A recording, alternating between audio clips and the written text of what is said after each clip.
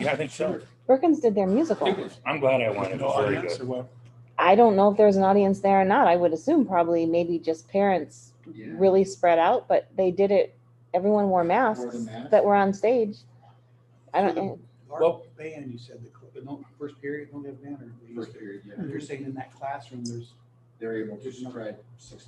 Unfortunately, the band numbers are small. Mhm. So that was fortunate for this time, but it seemed like it was, the numbers were doing okay last couple of years prior to this, yeah, it was way like in the down. 70s.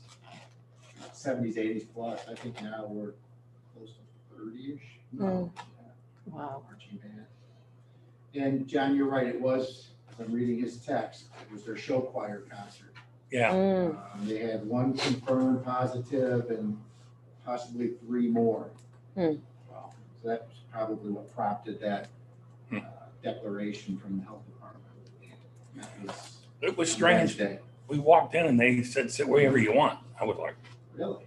yeah, I thought that there was only like 40 or 50 people there, but I thought, man, I would think that when you bought tickets, they would assign you, right? Mhm. Because I bought a ticket by myself and put me off in the corner by myself, so I was, now nobody sat next to each other. I mean, Sure. everybody still spread out, but I was like, That's odd. I thought it was. But I'm glad I went. It was so uplifting. And the kids, yeah. Gets you in the spirit of things, right? Especially when they sang Grandma Got Run Over by a Reindeer. And they had a reindeer running around the stage beating up on somebody dressed up like a grandma. Classics. It was hilarious. Doesn't Edison's Fine Arts kind of pride themselves in being less than traditional? Yeah. Mhm. Everything they, yeah. I go all That's the kind of what they're time. known for. I love what they do. Mhm. I support them. And Yeah. So it was fun. We used to go there and watch that, that in football, their halftime band was all, their Oh, halftime their band, performance was always there. yes. It was having so much fun. And it's so different than most high schools. Mhm. I did question how many people. The stadium was packed. Was it I thought that. I was really kind of surprised to see that. Wow. And maybe that's the, They've actually been doing probably as well, if not better than anybody as far as numbers Yeah. in their district. They've been really low. Just saved me a text for later, FYI. Looks like our wrestling team is going to go in quarantine. We had a positive student last over the weekend. He had been, I gotta go back and read the email. He'd been in practice prior to testing positive. So it looks like their wrestling team's going to go on quarantine. You would think out of all the winter sports, that would be the most vulnerable, Exactly. you know? Let's just say, so Dang. your contact tracing, is that, you just say? I laid on those top quarters of, Automatically, You're in the try room to, inside of 6 feet with a mask off. and that's so your whole team's just, Yeah, pretty much. even if you never, wrestle that guy or anything like that, it's just gonna be It's just- automatic. Just in the close quarters, you're Yeah. always in And then you that. got that airborne skin to stuff. skin contact Skin and to yeah. mat, or skin to mat. And we had some laughs over Thanksgiving. I was with some former wrestlers. And the rule of you don't shake hands before the match. And then you. yeah, there's a lot I of think that dumb was the rules Huron. out there. Shake hands. I actually get it though, because it's just a blanket OHSA pre-contest rule. Well, But in wrestling, it's kind of funny. It looks bizarre. Yeah. yeah, and the referee can't raise their hand. The guy has to do it himself After anymore. everybody's I'm like, in this this massive. Really, I'm yeah. not impressed with the Didn't you Ohio have High some School weird Athletic handshake Association you at do all. that would messed up the other guy? I remember everybody working on their handshake. Yeah. Trust me, it was the Yeah, beginning of the site. I never Yeah. gave it that much It thought. was like crazy. I've been- That's all I had. I've been a victim of a Hey, few. whatever gives you. It It didn't work after The that. referee can't raise their hand. The guy has to do it himself. My brother still. We're being to this day recorded. has- Well, I don't know if it's being recorded yet. Not Not recorded. recorded. We are live. His hand doesn't go straight, it goes something weird. Watch what you're saying.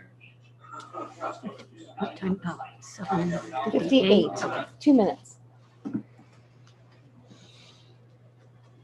I have to follow that. I got the numbers from the last meeting. I was keeping track of the high. Just out of curiosity.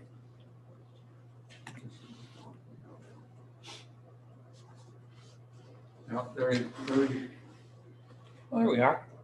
Did the guys build this or did we order it or? Ordered from scratch. Oh, Rick it's- Gadd. Isn't that amazing? Yes. Nice. So are these separable? Yeah, movable or no? They built them in sections, but when you lay the top down, Okay. it's one. If you pull the top off, then you can move the sections as well. And the top's in sections as well. Mhm. Corner and So then if you had to clear out this room or something, do something that is doable. disassemble. Yeah. What'd you do with the table? It is in storage at this point. Did that come apart in the center? No. Get out of Oh, here. That was wow. probably the biggest challenge. getting that out Wow. there. Both the legs, and it's at the storage and most likely auction. Mhm. Nowhere else to put it. Yeah, It's a beautiful table. it is. Get it This for you. really will open this room up though. The fact that you don't have 8, Yeah, all that unused space of the table was, awful. And really the size of this, if you would lay it where the table was or set it, really not much more space than the table. Mm-mm. It's just really pretty. Mhm. yeah, it's It very is. I'll have to say something to Rick when I see him. Less than $500 to build it. Really? Like I said, I'm most happy with the carpeting being And gone. the carpet looks Mhm. good as Mhm. well. Yeah, I didn't even All notice. material. Looks- We have a podium. Isn't that He's nice? constructing a Very podium as nice. well. So when audience members want to speak. You might have to throw some Yes. tape on that mic. Randy. It looks like it's about ready. We got one at Oh. Hobie too, just because it's, It's 8. oh, okay. It's just nicer. Oh.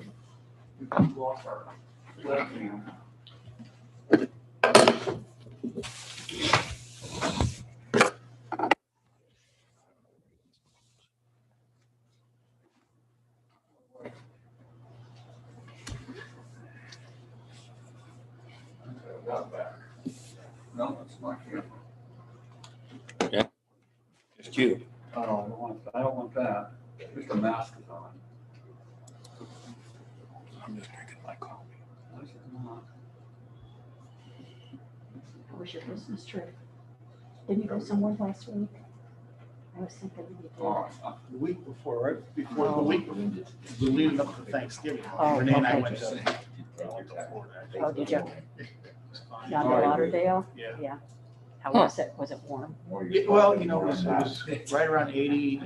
I still just have you. Windy. Oh, So I guess well, it's windy that time of year. It's the first time we've been down here that time of year. Oh, But it was nice. I mean, we Yeah, just went from the pool to the beach. There we pool go, to the yeah. beach, and It was about, we go to the same resort. Donna, It was we are, About less than half. we're good. That's awesome. And we're recording.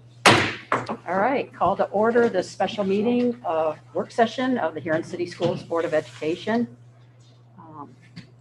Randy, All right, Mr. Jones, Here. Mrs. Math, Here. Mr. Slocum, Here, Mr. Ward. Here. Mrs. Green. here. Okay, you want to stand for the Pledge of Allegiance? I pledge allegiance to the flag of the United States of America and to the republic for which it stands, one nation, under God, indivisible, with liberty and justice for all. Okay, Denny, I'll turn it over to you. We'll start our agenda. all right, here we go. At your place, you will have a copy of the PowerPoint that we are going to present to you today. That way it's, gives you a little clearer view of some of the fine print there. Go ahead, Danny. Dude, John was asking about getting the agenda approved. Oh, Yeah. Oh, I just noticed it says approval of special Oh, meeting okay. agenda on All right, there. well, That's what Danny was introducing the approval of the agenda. So I'm okay, sorry. all right. Can we have a motion to approve the agenda, please? So moved. Second. Okay, Jody and Paul, or John? Mrs. Math, Yes. Mr. Jones, Yes. Mr. Slocum, Yes. Mr. Ward, Yes. Mrs. Green. Yes, Okay, there we go. sorry about Sorry. that. thank you, guys. Good catch. Yeah, thank you.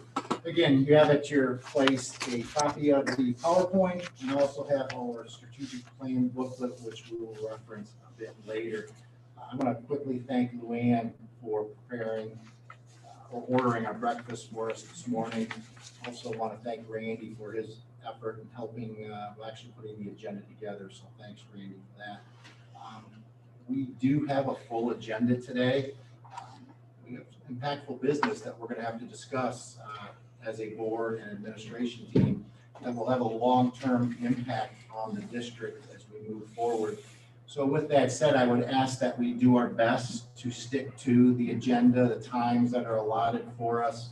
Some may run short, some may run long, but again, impactful topics for us today. And I think we're really going to push one another today. We're going to have to push and make some difficult decisions as we move forward for the betterment of our district. We do have a break built in about 10 o'clock, but again, feel free, since this is a work session, at any time, get up, walk around. I don't want you to feel pinned to your seat, because 4 hours of Randy and I know can be challenging. So don't feel like you have to stay to your seat. So with that said, that is the agenda. We'll do our best to keep to the times. Randy, next slide, please. So looking forward, we are quickly approaching the midpoint to the actual academic school year, calendar year. So it's a great time to revisit our priorities moving forward, December through June, July.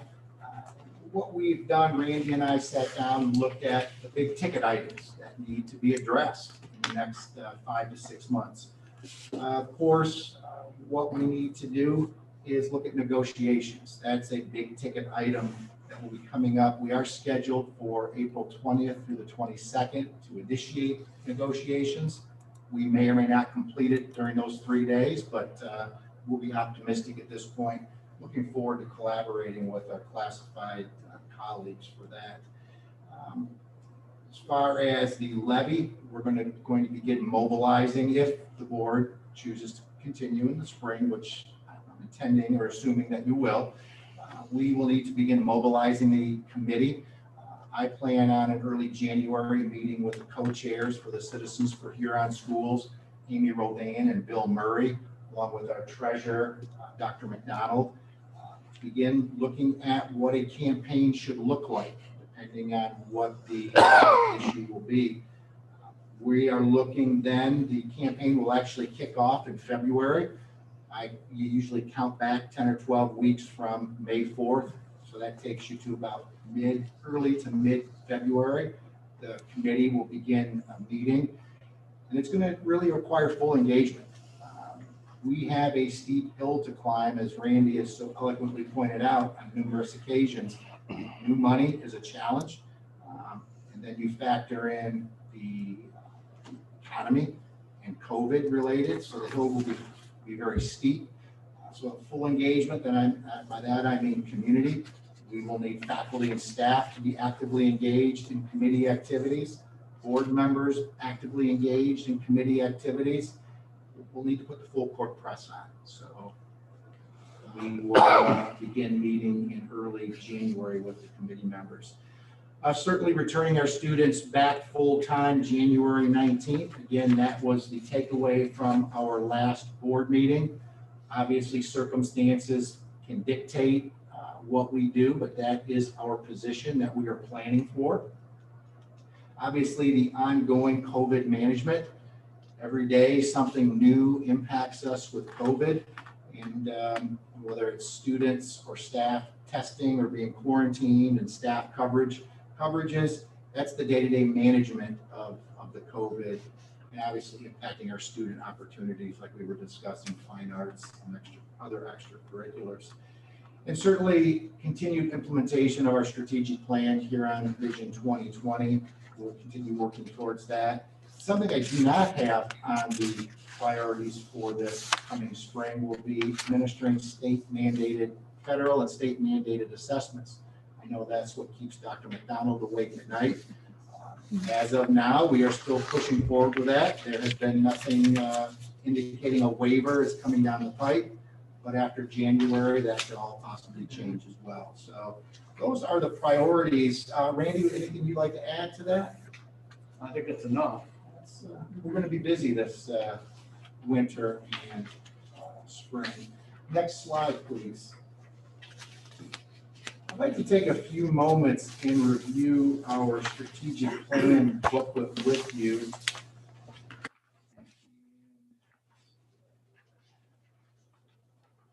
I apologize. I strategically made the decision to hold this and to wait a chance to talk through it. And hindsight, probably should have distributed this a bit earlier for your review with the updates to it. So certainly my apologies for that. But the strategic plan team is a roadmap. It's basically that guide to inform those critical decisions that we make. And back when I first came aboard with Huron, I remember sitting with Mr. Slocum, and one of the things we talked about was the lack of a strategic vision for the district. And that was something that we both felt very strongly about. As I always say, an organization should be proactive in its thinking and its decision-making versus strictly on a reactionary basis. So this plan was adopted originally in 2014. If you open up to the first page quickly, just a rehash a bit, we partnered with the Ohio School Boards Association in 2015, and they facilitated the process. We engaged a rather diverse group of stakeholders that participated, and you can see the core team at the bottom. We had approximately 35 participants, and they represented again, the diversity of our community. We had city officials, we had local business leaders, representatives from institutions of higher education, school personnel. Mr. Slocum represented the Board of Education, we had parents, and we had different civic organizations represented. In the group, what they identified was 4 fundamental questions for the district. What do we want for the students of Huron City Schools? Where do we want Huron City Schools to go? Where do we want them to be? And how do we get there? And then ultimately, how do we measure the work that we've done? So what we did then as a group is that large group identified 4 foundational pillars that really represent the scope of work in a public school district. And each of those 4 foundational pillars represented with a goal and objective along with action steps. That's where the rubber meets the road, implementing the goals. Turn the page, if you would, to our first foundational pillar, and that's the academic instructional pillar. And what we do is the administration team, the district leadership team, meets every July, and we spend 2 days reviewing this strategic plan. And what we're reviewing, not necessarily looking at changing the work that was completed by the stakeholder team, that's not our role. Our role as a district leadership team is to look at the action steps, what's happening in the field to address those goals and objectives. And as you look through this document, I will not bore you by reading the entire document, but you'll notice under action steps, different steps highlighted in green, bless you, some highlighted in orange, and some highlighted in red. And the obvious green means it's complete. Orange means it's in play or in progress. And red, obviously, we've not addressed that action step, or at least to a level of satisfaction to evaluate it to move off of the red status. So in July of 20, when we met, at that time, there were 127 action steps built into the plan. We identified 114 that were either in progress or complete. So that's approximately 89%, 89% at least in play. So that's pretty good. But as I've said all along, this is a living, breathing document. And as you look at the action steps, you can almost map, especially the veterans at the board. I remember when we did this. I remember when we did that. And it's checked off, and it shows the evolution of our district. Because this was created in 2015, it goes without saying that not only public education, but our district is in a different place. So this strategic plan should look to reflect where we are as an organization. Doesn't mean we change our goals. I think the goals are really solid. It's the boots on the ground, the action steps that we do. So when we met in July, under the academic and instructional pillar, we identified 11 additional action steps that reflected where we are as a district. And again, I won't read through them all, but give you a couple examples. The district will refine Tier 2 and Tier 3 of English Language Arts and Math curriculum, instruction and assessment for pre-K, for grades pre-K through 12. A lot of educational jargon there, but that's the scope of work that's taking place. The district administration, district staff and administration will review and determine the validity of district utilized vendor assessments. So we're taking a look at the vendor assessments that we utilize for short cycle assessments and also for benchmarking, but also for faculty and staff evaluations as well. So again, I won't read them all. If you turn to the communications pillar that we have, and obviously the identified goal that we have at the top, the team identified 7 new action steps for the communication pillar. Principals will assign the administrative assistant in their building in August the responsibility of creating and maintaining a building online calendar. Again, very granular level of work, but that's the scope of work that's taking place because the group identified that as a need to better communicate with our stakeholders. If you turn to the financial responsibility pillar, we added 3 additional action steps to the financial pillar, and it probably will not surprise you that one of those action steps is the district will pursue new operating dollars. That's where we're at this time, so we felt that that was extremely important. Something else that you'll recognize, we identified that in July that the fiscal office will review early retirement options as part of a cost savings measure. Again, laying out that roadmap to follow through, and Randy's done a tremendous job with that, and it will have an impact on our district. Turning to the operations pillar for our district, we identified 7 additional action steps for the operations pillar. Something that we're working on under operations is the district will review and share with the Board of Education the impact of a district-wide LED project. Randy and I have had conversations with an organization that's going to do a site audit of our lighting, the potential savings and improvement of services there. So that is something that is in process right now. And so something that's identified in this strategic plan action step. Denise is working on a transportation handbook. Again, very granular level. Those are those small things that keep the organization moving along at a steady pace, meeting the needs of where we are, but also keeping us organized and process oriented. So again, I don't want to take a lot of time reading through this with you, but I open it up for discussion and share your thoughts or hear your thoughts on the plan that we have.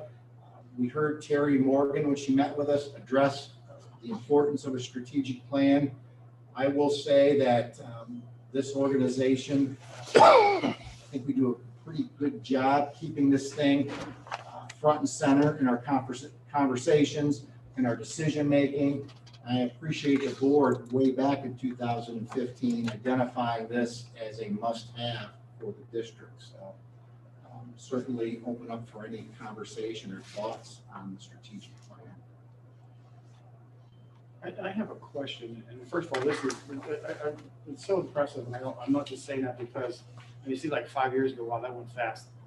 This kind of stuff separates the good districts from the excellent districts. It really does. It's amazing how some schools don't go through this, but the fact that you bring it up all the time and you talk about it as it's living and you're using it in your day-to-day operation. That's the difference between sitting a book on a shelf and just letting it collect dust and say, hey, we did a strategic plan 5 years ago. It's out there, right? That's the major difference. And I'm impressed every time we talk about it. My question is, some of the stuff that's been read from the very beginning, they were all read, right? Yeah, Is there some of them that you've identified in the 5 years now as you continue to review it that's like, no way, this is not doable? Or we identified this group to do it, it really should be this group? You know, that's a great question, and I know one that I can pull. If you go to the communications pillar,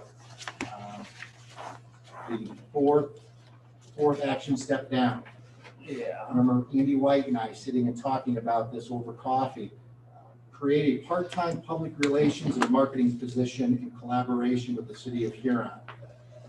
Would love to have that, but it's resource driven. And the lack of resources that we would have to invest in that. That's why it is not proceeded. And probably, in all honesty, I don't see that today. Again, with the fiscal situation that we have, Also with the size of our district, now with new city leadership, could that plan change? Maybe them taking more of a lead with it, certainly would be open for discussion. That's a perfect example, Scott, of something that sounded good at the time, still possibly could happen. And you'll notice things that maybe are red that I can't think at the top of my head right now that we may have pivoted from. And you'll even notice some names up here that have long been gone from the district.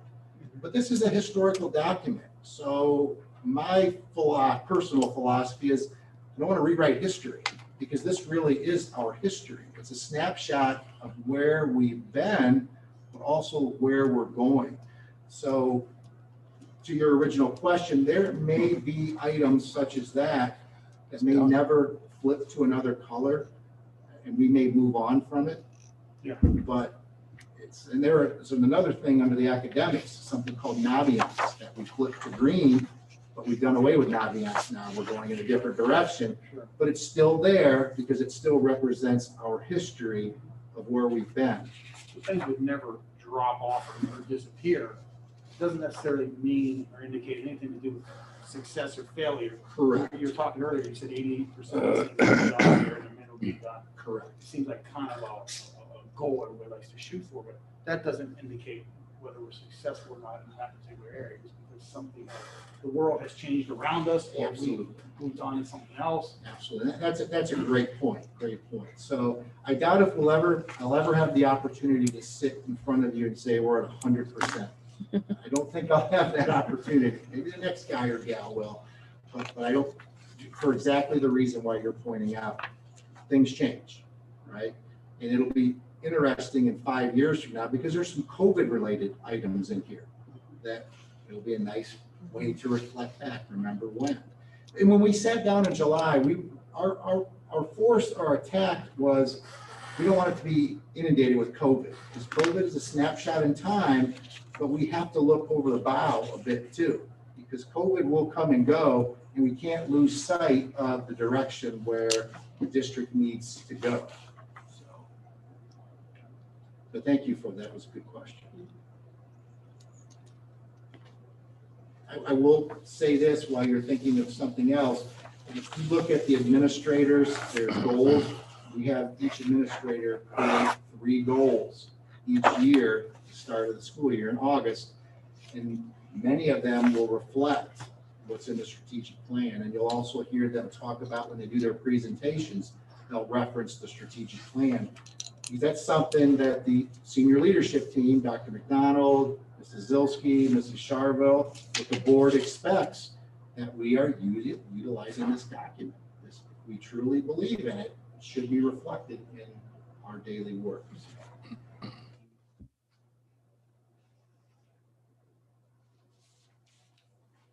We added a couple nice additions to the end. We added the school calendar to the end. Mhm. That's nice. So, certainly, if there are no other thoughts or questions, or obviously if something comes up later, just give me a call, stop by. If you have a question on an action step or something, again, living, breathing document. Okay. Randy, anything you'd like to add at this point on strategic planning? No, it's from a, being relatively new to the district, it's really kind of refreshing document. You have something to refer back to. There's a foundation that if you're unsure, my role, I can go back and look see what the thinking was 5 years ago and see the consistency, and that's kind of cool. It should outlive all of us. So. Also, someone new to the district who's coming in and leading the division or organization or department within the district, you've got easy alignment. Everything you do, everything I do needs to attach to one of our pillars. It's easy to align with that kind of stuff, because the plan, the strategic plan is there, and then what we do lines up with that at every level. Yeah, it's an informed decision making. Yeah. I shared the electronic version of this. I had received an email from a parent late last week, a potential parent, new community member. He's exploring the area. He's sent me an email, wanted some questions about the district. He had 3 or 4 children. He's looking at areas around this region.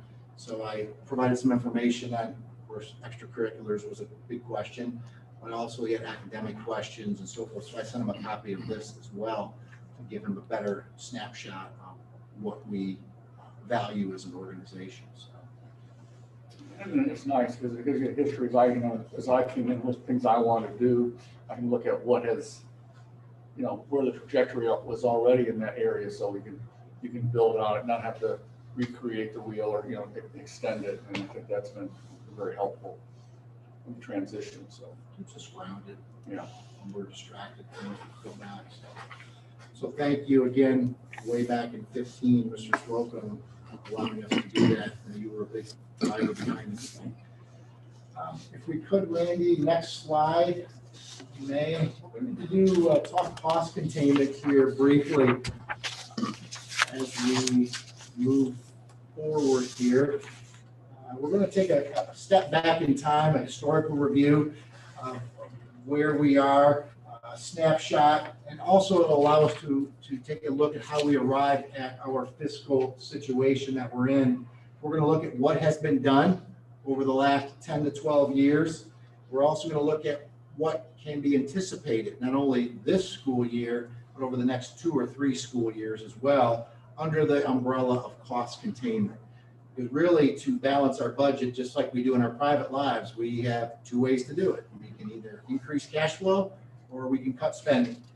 And since we are held accountable by the local taxpayers, we feel as a group that it's important that we do both, that we're good stewards of money. And when we have to ask for money, it's because we really need their support. So let's take a quick historical look, if you will. Next slide, Mr. Gurrier. District historical trends, fiscal year 12 through fiscal year 25.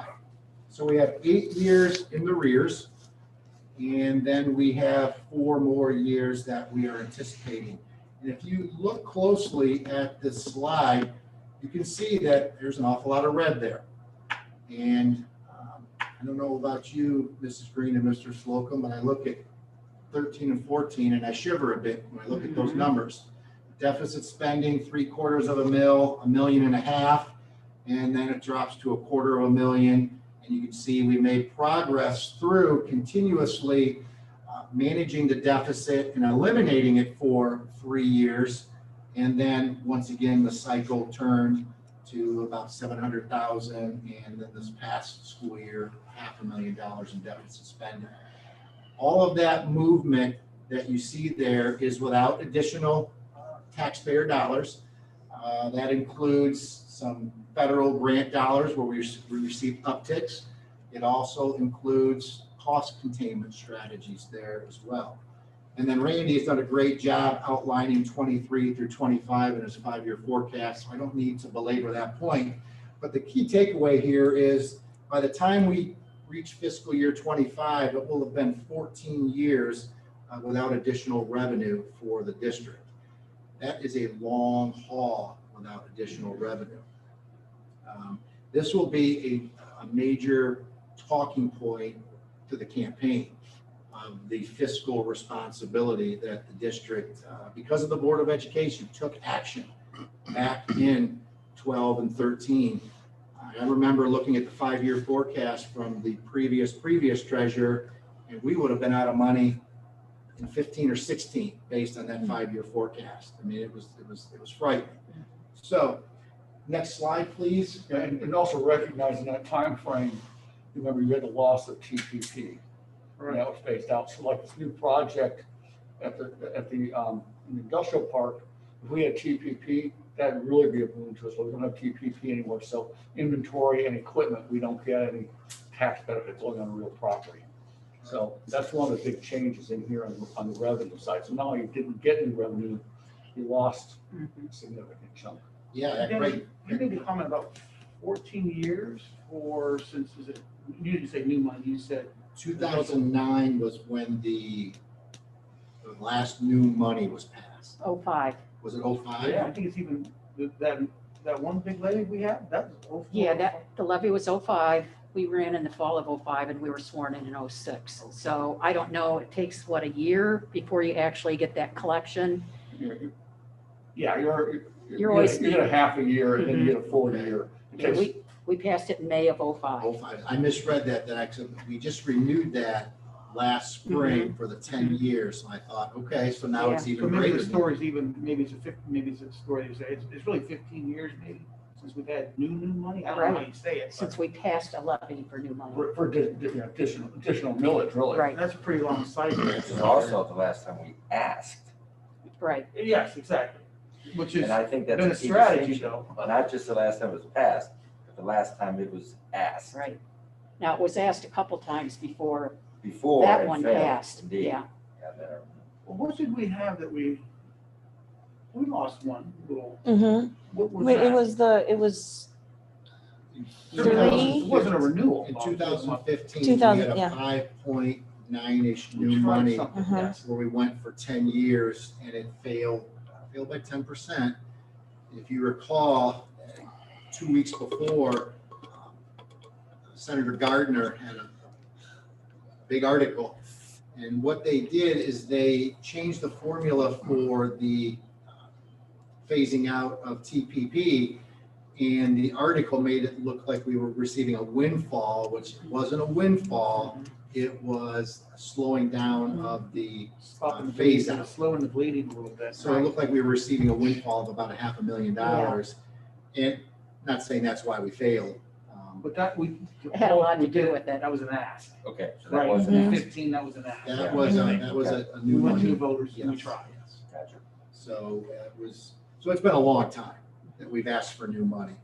And that's a talking point that we have to capitalize on as a strategy. But if you look at this next slide we have here, this actually shows you those savings in play. What's it look like when you reduce deficit spend from a 1.5 million to $220,000?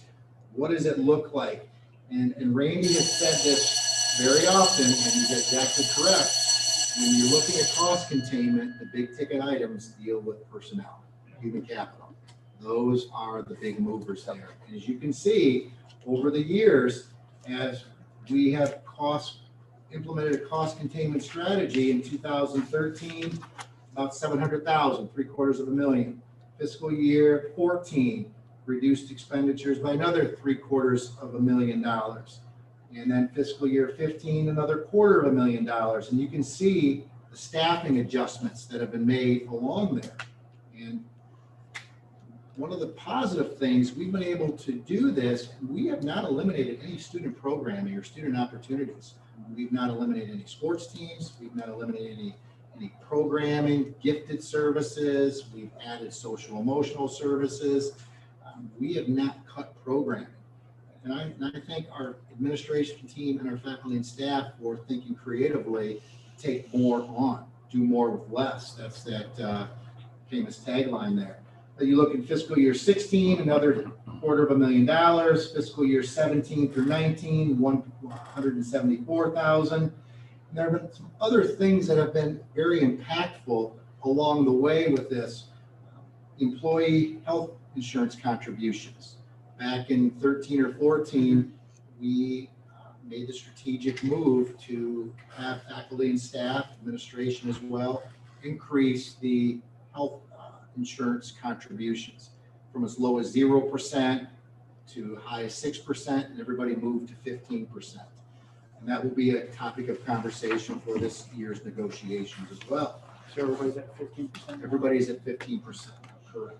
Hey, Dan, what's the bullet point seems a little generic, lower salary staff. What is that? Good question. What happens when someone retires, Okay. usually mid or higher level, when you hire someone at a much lower, on the Okay. salary schedule is what it So should you say. replace them, but you replace them. You replace them at a lower salary. Okay. Correct.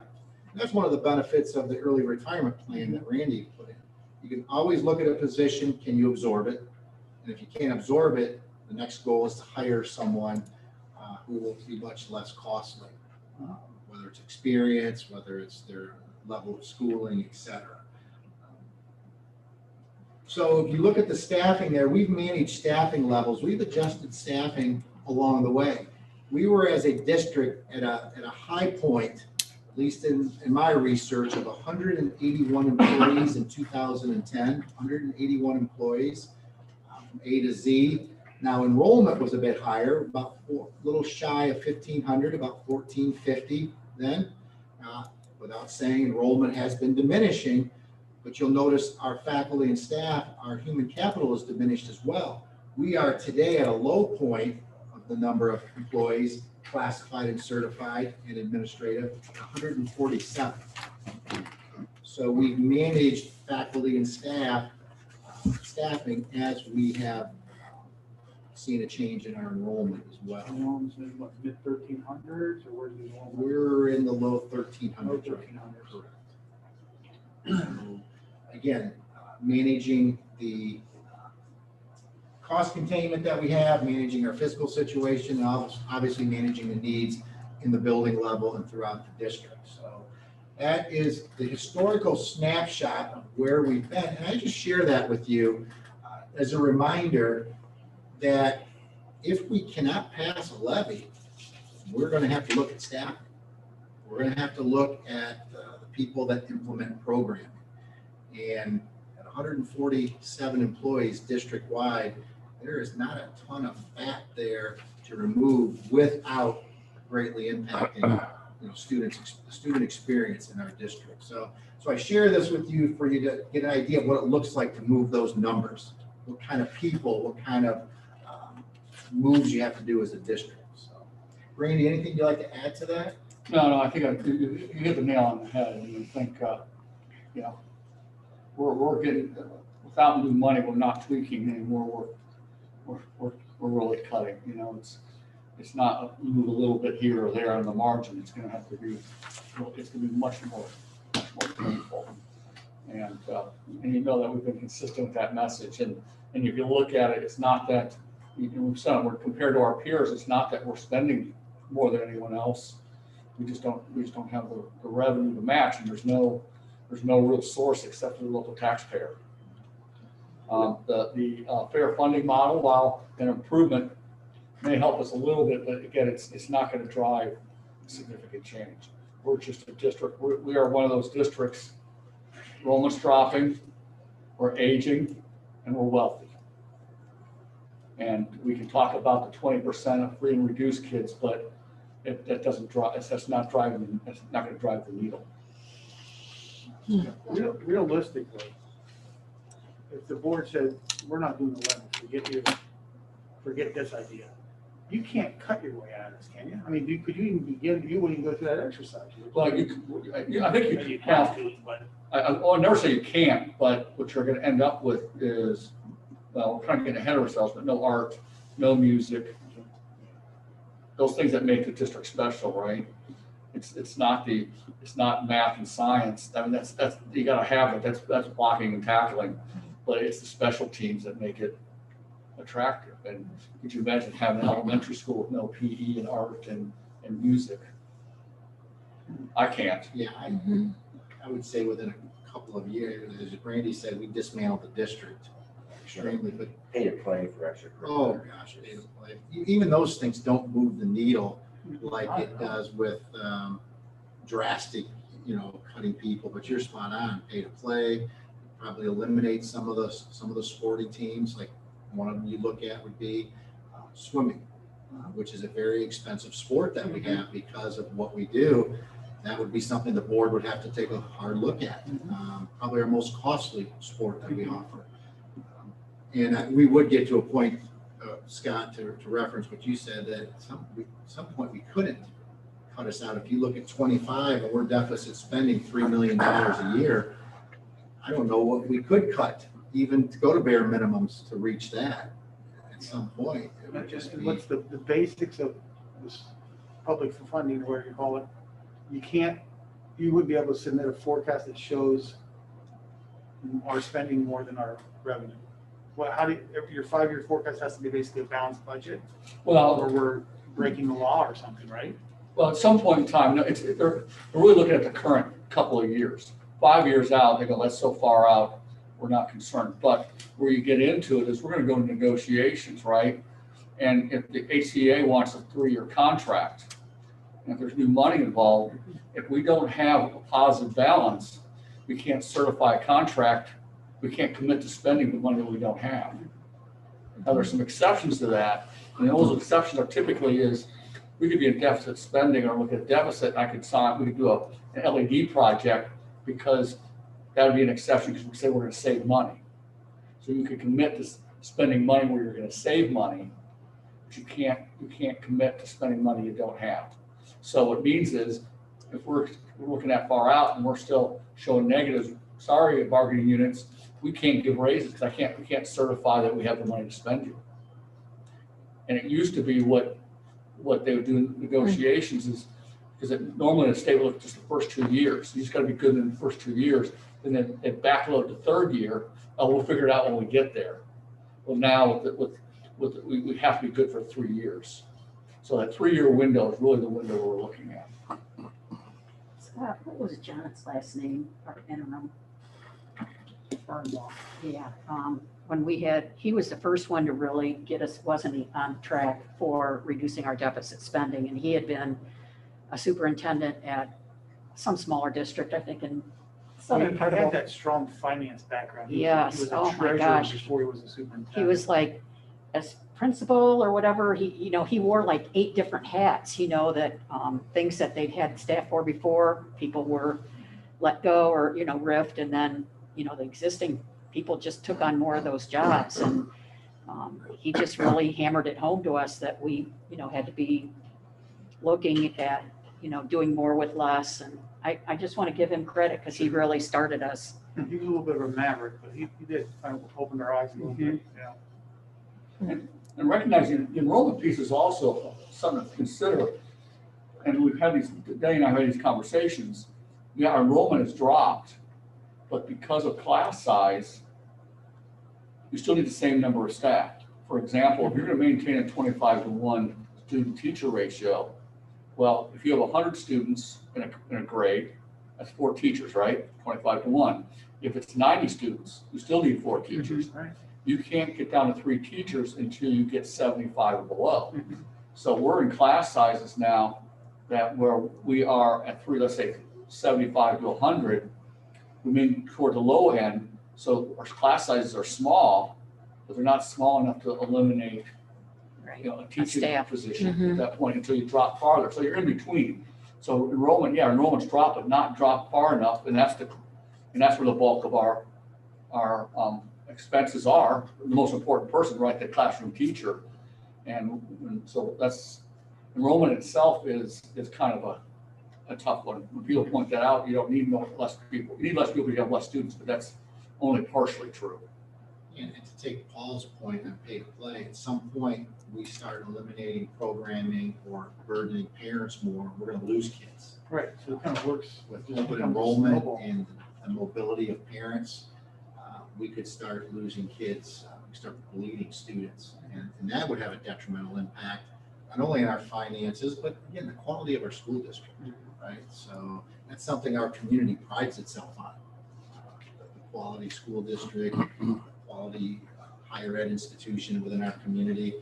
And then that ripple effect is into economic development that impacts the city, because there's a symbiotic relationship between a school district and the city. You can look at the health or wealth of one and determine the health or wealth of the other. A failing school system probably gives you an idea the city is not doing well, and vice versa. So again, bigger impact than just reading, writing, and arithmetic. So something for us, again, to keep in mind. That's why I said at the very beginning, we have some big decisions to make moving forward. Next slide, Randy, fiscal year 21. And I want to preface before I talk about what we've done this year. Last year, something that we did is we reorganized our operations department. We eliminated the transportation supplemental that we were giving another administrator, and we absorbed the director of cafeteria services, and then we created a director of operations. And we've been able to do that at a lesser cost, if you will, than we pay the director of food services. So we saved approximately $15,000 with that consolidation of those three admin positions with the director of maintenance, which we didn't have filled previously anyway. So I wanted to point that out as a cost containment strategy and a process improvement strategy. So fiscal year 21, what we're looking at this year, we've identified approximately $150,000 in savings this year. We had a resignation, Family Consumer Sciences. We did not fill that position. We had a bus driver retire. We did not fill that position. And we eliminated or reduced our special education paraprofessionals and our cafeteria staff. There was a total of 10 positions within those two categories. Again, not hugely expensive positions, but again, right-sizing the district because of need and changing enrollment. That's why those decisions were made moving forward.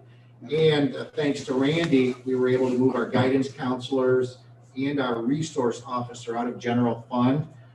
Part of that is because of the grant work that Holly Charville, Julie McDonald, and Denise Zilski have been part of, and Randy to some extent as well. So cost savings, changing processes, and reaching out, trying to secure additional revenue through grants. We were able to do that. So by moving those folks out of general fund, that helps our deficit spend there. So we still have the services, we're just paying for them a different way. So, And point out there that, just to put in perspective, that teacher resignation is worth the same as all three of those things put together. That the certified versus classified, that's a huge, I hate to say it, but that's just a fact. That, Yeah. That's where money is, which I guess is rightly so for educated kids. So I have a question.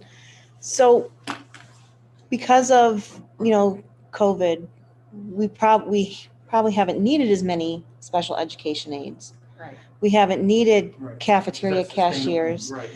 Is that sustainable when we bring kids back 5 days a week in January? I mean, will we be able to continue that, or are we going to have to ramp up? well, Some of that's those. a great question. As far as the special ed aides, that's driven by IEPs and IEP changes. So that could change. Absolutely, it could change. Mhm. It depends on which kids come back. Mhm. It depends on if IEPs are rewritten. Mhm. So yes, it absolutely could go either way. So that's Okay. a very, very good question. Now, as far as cafeteria, the cashiers, we are working or having preliminary discussions with the union, possibly taking the cashier position and absorbing it into another cafeteria position. That could equate to an additional hour for someone. So there could be changes with that, yeah. Okay. Yes, those positions could come back, or they could be absorbed into another Yeah. position. And busing, Yes, we're on reduced busing right now because kids are only coming to school 2 or 3 days a week. Some are coming 5 days a week, but will we need to add an additional bus driver if we're bringing kids back 5 days?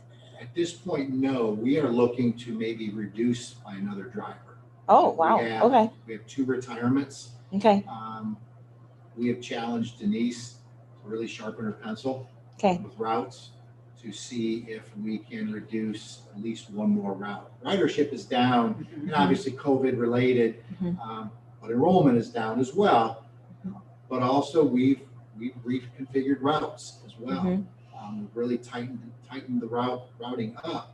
And we think there's a good possibility we can reduce another driver. Something else, because of rebidding the routes in October, we were able to shave off, I believe it's 15 minutes off of each route, morning and afternoon. Again, not astronomical savings, but it's an efficiency It's change. 15 minutes. And it's a savings, yeah, correct? Over that's- 180 days. Yeah. But it also improves service as Mhm. well, so it's a win-win. Mhm. So those are great questions, Yeah. and yes, who knows what's going to happen Right. after this? right, Right. And I know we've probably discussed this in the past, but it'd be interesting to see how many high school students actually utilize the bus, because it seems like that high school parking lot is very full. And I know kids carpool together and pick kids up, and it'd just be interesting to know the numbers of high schoolers that actually utilize public busing. That's a good question. I think we can get you that answer too. I think that's readily available. I don't even know that McCormick has that many kids, you know, obviously 7th and 8th graders Mhm. don't drive, so, Right, and they're that first route, so they Right. would have to be on, but I used to just see tons of parents dropping off their kids and picking them up, so, Yeah. you know, well, and you don't know how many high schoolers have junior high younger brothers or sisters Sure. that drop brother and Them sister off, off yeah. first, then go to high school. Yeah, it'd just be interesting to, Get that. and I'm sure Denise is already on top of it, but I'd just be interesting to know. I think it's a great question, know. and it's readily available. Okay, our community waiver for lunches, breakfast, does that end December 31st? I believe it's going through June, correct? Oh, it is, okay, good. It's keeping the food service afloat. Oh, yeah, Yeah, definitely. we are food service is really working badly, but that helps. You think this will be the first year we're ever in the black with the Yeah, well, and cafeteria? that's partially a structural change too, Donna, because I found out that our food service supervisor's salary was not included in food service, it being paid for out of general fund. Oh, okay, yeah, I put that back in food service, even though I know it's gonna make it look more negative, but it really shows the true cost of food yes, service. yes. But Denise is, just a couple of things, she's looking, even the starting schedules for the elementaries, if she can get Woodlands and Shawnee a little bit tighter, there's more opportunities on routes and times, and the TransFinder software that we've purchased is really helping her. It's not hunt and peck like it was, you know, and so there's lots of things there that she's working on to improve efficiencies, but also I think it's going to get kids, you know, less time on the buses, which I think would be a positive. Yeah. Those are those small areas that we're trying to refine to help with cost and obviously improving services. Next slide, Randy, please. Fiscal year 22 and beyond. I know Randy has talked to us, and we've talked about reductions, a goal of about $500,000 for fiscal year 22. That's a steep climb. It's a very steep climb. It certainly is a stretch goal for us. We see some possibilities on the surface. We're looking at transportation, as I mentioned, with routes, possibly eliminating another route. We see an opportunity with our guidance counselor, admin assistant, reducing that to half-time. Again, not huge, but we feel that we have the possibility to do that. It's an opportunity. We're anticipating a certified staff member retiring, taking advantage of the early retirement, who's at the higher end of the pay scale. That will be a big savings for us. And we're also looking at the lower staff salaries. Mr. Slocum mentioned before, very similar. Hiring, if we have to rehire, back much lower on the pay scale. And again, depending on enrollment, there could be some other things that could take place there. But again, we have to understand we're at a point, we start removing more opportunities as we dig into that $500,000 because we are really tight when it comes to staffing right now. It could have an impact on student programming and student opportunities that are there. So we weigh that with caution right now. That caution is dismantling things before we ask for new money and take that yes base and give them something else to be frustrated about. We have to be careful. We have to measure that. And how you do that, I don't know. That's boots to the ground, ears to the ground of what the conversations are out there. Because we want to keep those yes folks engaged. We want to keep them feeling good about the district. So that's that fine line we walk. Randy, anything else? Or go ahead, John. Yeah, I have a question. What kind of savings is in when we say transportation and routes? What does that mean dollar wise? It's a bus driver. Is that all it means as a driver, or does that mean we're going to The get? bus, no, the bus comes off the road. That's a great question. The bus will come off the road for fuel, wear and tear, for. So dollar wise, any guesstimate? It's hard where we end up. You're talking a route's probably $25,000 to $30,000. It's impactful. Yeah, I That's a I great just hadn't question. seen it, and I was just curious, we've talked about it now several times. Yeah. You know, and I was just curious of if that means we are able to get rid of a bus, like the oldest bus, Well, so that's less insurance and less fuel, like you said, and Mhm. we already talked about losing a driver, and I was just curious of, you know, I think it entails everything that you just mentioned. Routes, do we need to keep the fleet the same size? Do we look at, you really get pennies on the dollar for school buses. I think the best we've done, probably. $4,500. We auctioned the last one, so they certainly don't hold their value by any stretch of the imagination. That's something else we have to consider. Going a bit off topic, not necessarily general fund, but we're in the cycle of a bus replacement. Right. Now, because we do have some aged buses in our fleet, but if we're pulling buses off the road, obviously, as John pointed out, we take the oldest one that we would probably replace and pull that off out of the fleet, the daily rotation. So those are things that you factor into those decisions. So there could be even more savings if you say we delayed the purchase of a new bus. I mean, there might not be dollars right away, but at least, yeah, avoid, that's the word I want, thank you. That would have a greater impact on the permanent improvement budget. So that would be something we look at as well, because the ripple effect, we're trying to keep permanent improvement projects out of general fund as well. So when you make a decision like that, what are the ripple effects? So that's a great point. That last bullet point, I'm guessing, is not a lot of dollars. Is that setting the tone and leading by example, or what's the significance of that last bullet point? Exactly what you Trying to said. set up the youth That's administrators modeling the way. We're going to ask for a increase in employee contribution. The administration, we've talked to the administration, they know this is coming. Randy and I have talked about what that percent will be for our administrators. And we're going to institute that for next fiscal year. And we'll definitely have that as a talking point during negotiations as well. So exactly, Mr. Slocum modeling the way. And we have data from all of our really area districts on where it is on board share on stuff. And it's all over the place, but our 85-15 is probably about average. There's some districts where the administrators pay nothing. Yeah, it seems Generally interesting don't that pay that's any still more the than case. employees, but Yeah. you know, like I said, it's not a huge savings amount, but it's, look, we're in this together, and administrators will go first. Because that is, it gets. There's a fine line too. You need to worry about morale with the administrators too. I mean, their employees are employees, right? Well, It's fair for everybody. We as a district are somewhat boxed in because while our administrator salaries are on the higher end, we don't have pickup on the pickup.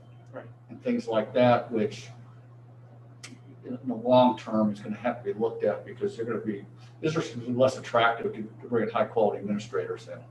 Even if the money seems like it's the same, that for a certified administrator, that's 14%, right? So, and towards retirement and long term, that's and insurance and that kind of stuff. Again, they're not necessarily big dollars, but it's kind of that eye, you know, what do they see? So, but where we are right now, there is room to get more employee contributions, relatively painless, particularly for the certified staff because they're at the higher salary range, right?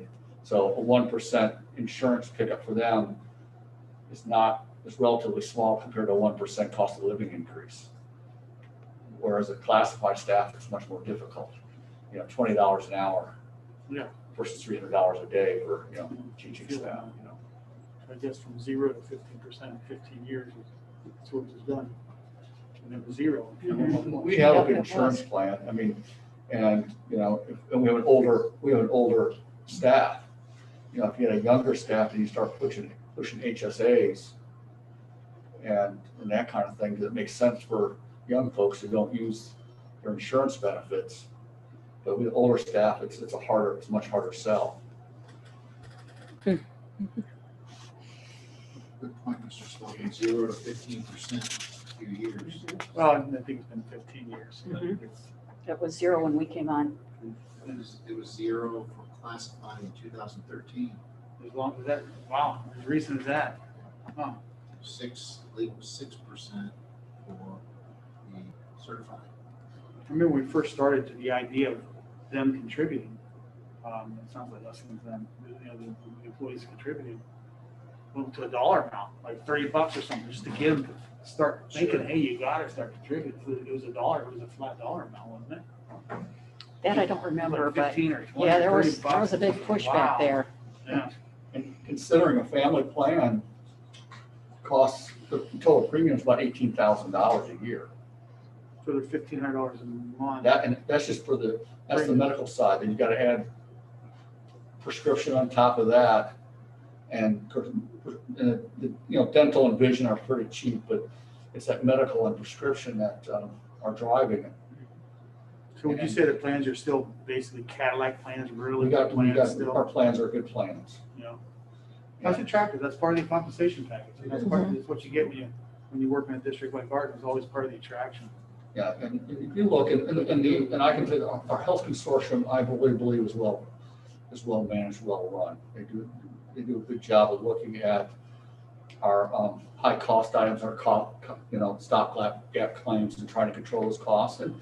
And we've not had huge, 5% this year, and the national average is 8 or 9% in insurance premium increases. So we've been below average on the premiums increase. So that tells me we're doing a good job managing it. And our employees do take advantage of health screening and stuff, and that really helps a lot too. Now, this year's been a little bit mixed, not being able to do some of the wellness stuff that we've done, but maintain the weight and all that kind of stuff really does help our premium costs for everyone. Okay, next slide, please. All right, fiscal year 23 and beyond, we'll attack this without new revenue. The challenge is what the challenge will be. And Randy and Paul alluded to this as well, transportation, state minimums, you would do away with that 9 through 12 piece.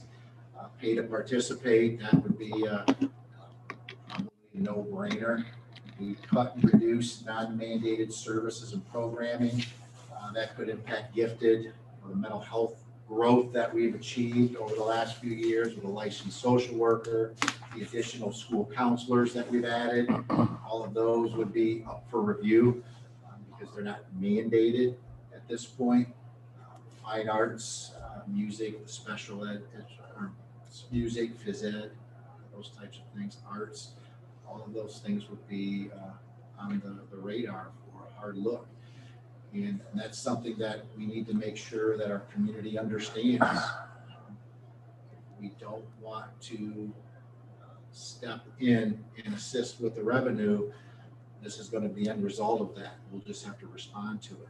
And certainly, Scott alluded to, it could go even much further than that, because you can't cut your way out of this without changing the makeup of the district. So, Randy, anything you'd like to add to that? No, and we put those up there as not as scare tactics. I think we just got to be realistic. We got a shot in May to pass the levy. And then if that doesn't pass, then we really start having serious discussions. What happens in November, after November, because you're going to have to look at a year ahead and put these kind of things in place. And again, I approach it not as a threat. It's just that this is what we're going to have to do. And we don't put anything out there that we're not willing to do. Right. So, but we may not have a choice because district cannot run a negative cash balance. It's just, we could try, and then the state will be in here and none of us will have a say in how the money is spent. We lived through that once. We don't want to do that again. Yeah, and I think we still have time to control our own fates. And I think that's the way to approach it. We really put that up there as just to recognize, again, we've nibbled at the edges. We're getting all the low hanging fruit. And then we got to really start talking about, we don't need to top the tree, right? We got to cut some significant amount off at that point. Well, Randy makes a good point. we would happen to fail in spring, we would have to most likely come to you, board, with items that we would recommend to be reduced or eliminated to address those dollar amounts. And at that time, the board would have to give us direction by a yes or no if that will, what would be implemented if in fact we would fail again in November. We'd have to, because of contractual items and timelines, you'd have to start instituting the process for making the reductions that may not occur directly that year, but because of the process to go the following year, you have to implement them. So again, if we don't pass in the spring, something that would be procedural wise, what we would do, come to you, what we're looking at doing, seeking your approval or other. Denny, you said you're the committee for the levy, you're going to start reconvening in January? I'm going to meet with the co-chairs Mm-hmm. and just start identifying, kind of strategy. Mm-hmm. Will we have any changes to the committee? Start to putting together project plans. Mm-hmm. What are going to be those campaign projects? Mm-hmm. What will we do? We'll most likely identify any fundraising events that we'll do, and we're kind of hamstrung by that because you can't have gatherings right now, Right. which really hurt us. There's a, Dr. McDowell, you're the treasurer. What is the balance right now? I'm sorry? About 5,600. So we got about $5,600 in the account right now for levies. And probably to run a solid campaign, we'll use pretty much all of that, when it comes to literature and communicating. And strategy wise, new money in spring. I personally have never participated in new money campaign in spring. We've had tremendous success with the renewals in spring. We've actually had the highest approval rating or passage rates in the history of the district. When you look back at the history of levies, we were in I think we achieved an 80% 2 years ago with the renewal. So again, it's renewal right now. So yeah, I'm sorry to answer your question. Mm-hmm. Yes, we'll start meeting in January. Okay. The co-chairs. Great. Randy, anything else on this? No, I think we want to give you a historic idea of where we've been. This topic is not new, as Don and Scott can attest to, and district has done a lot to contain costs. So it's not like we haven't done it.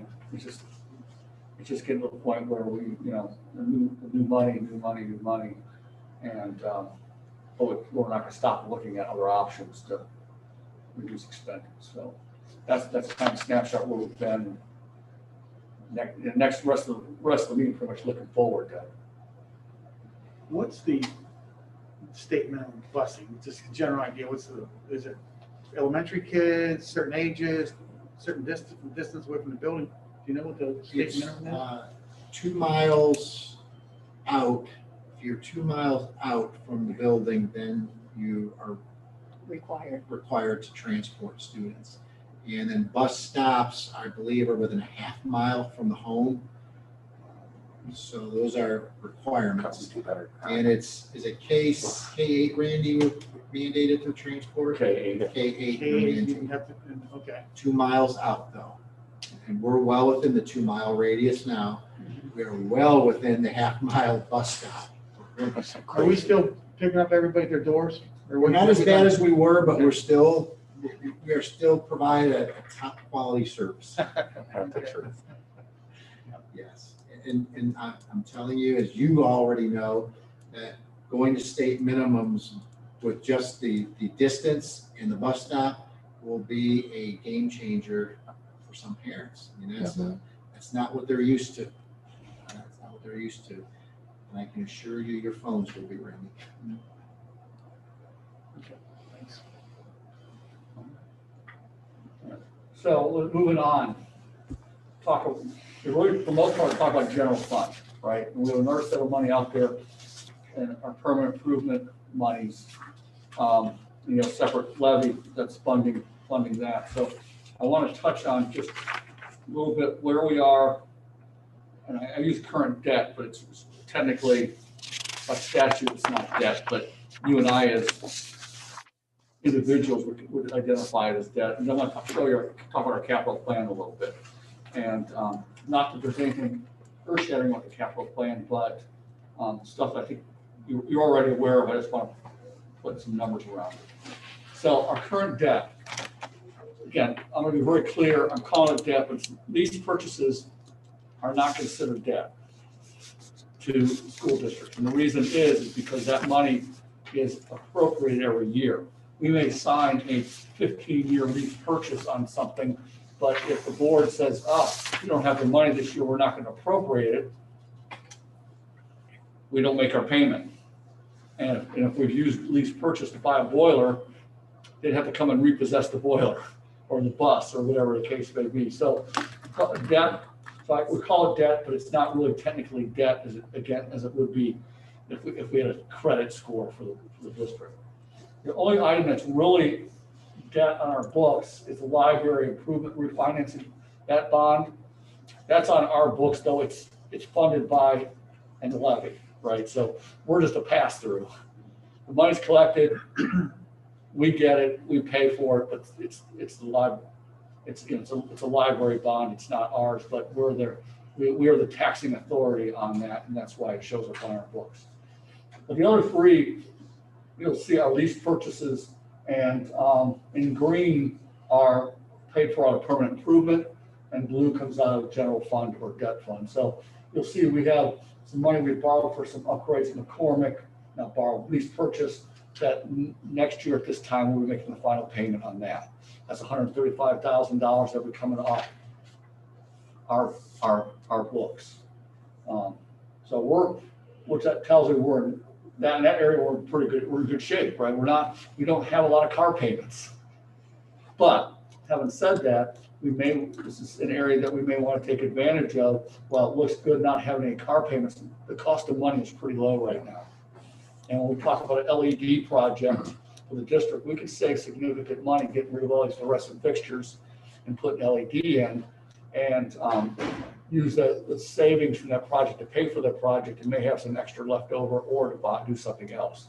And we've had this conversation in our financial situation. The prudent thing may be to do an LED project, take the savings and keep the savings rather than buying a boiler or chiller with it, and just kind of hedging our bets. But we need to have that conversation. But from an energy standpoint, that's our next big thing, is to get rid of these inefficient.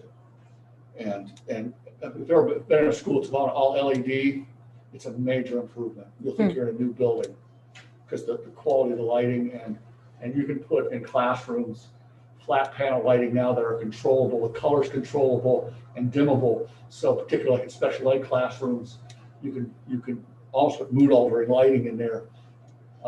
Gives the teachers an extra tool. So it's amazing. That's the only thing we're looking at that will impact this. If we buy a new bus, maybe we want to do a lease purchase on it rather than, because our cash situation is so tough, we just spread this payments out over a couple of years and preserve our cash because cost of money is so low.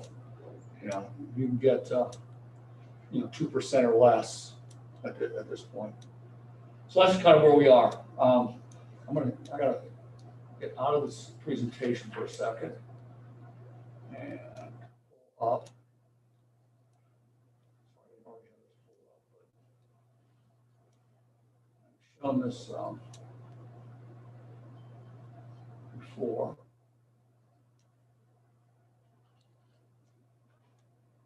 So we have worked on a spreadsheet. We look at all the buildings, walk through the principals and maintenance, and go, what do we need to do? What's kind of our wish list? All right. And let me start here at the top. I'm not going to do these, but obviously there's Shawnee. And, we got things like the sewer line in front of Shawnee. We really need to redo that thing. It plugs up a couple times a year. And it's the tree roots out there. It really needs to be dug up and redone. $25,000. You see what we haven't done it yet. It's a nuisance right now, but it could become more than a nuisance down. So we got projects like that. Blacktop replacement are in cycles. things like audio-visual stuff for the cafeteria gym spaces, things like that that's all on our wish list. So each building, we have all those projects. McCormick's list is a little bit longer.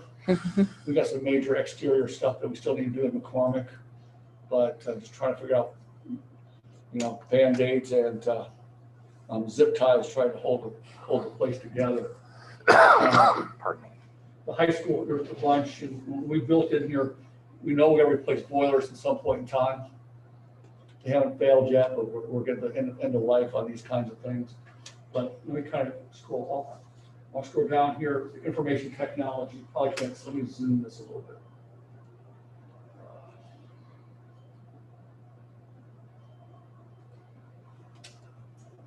With the boiler, do you replace it and when you, before it goes, or do you let it go? Well, my feeling is now, in my previous district, we did a lease purchase and replaced all the boiler and chillers at once.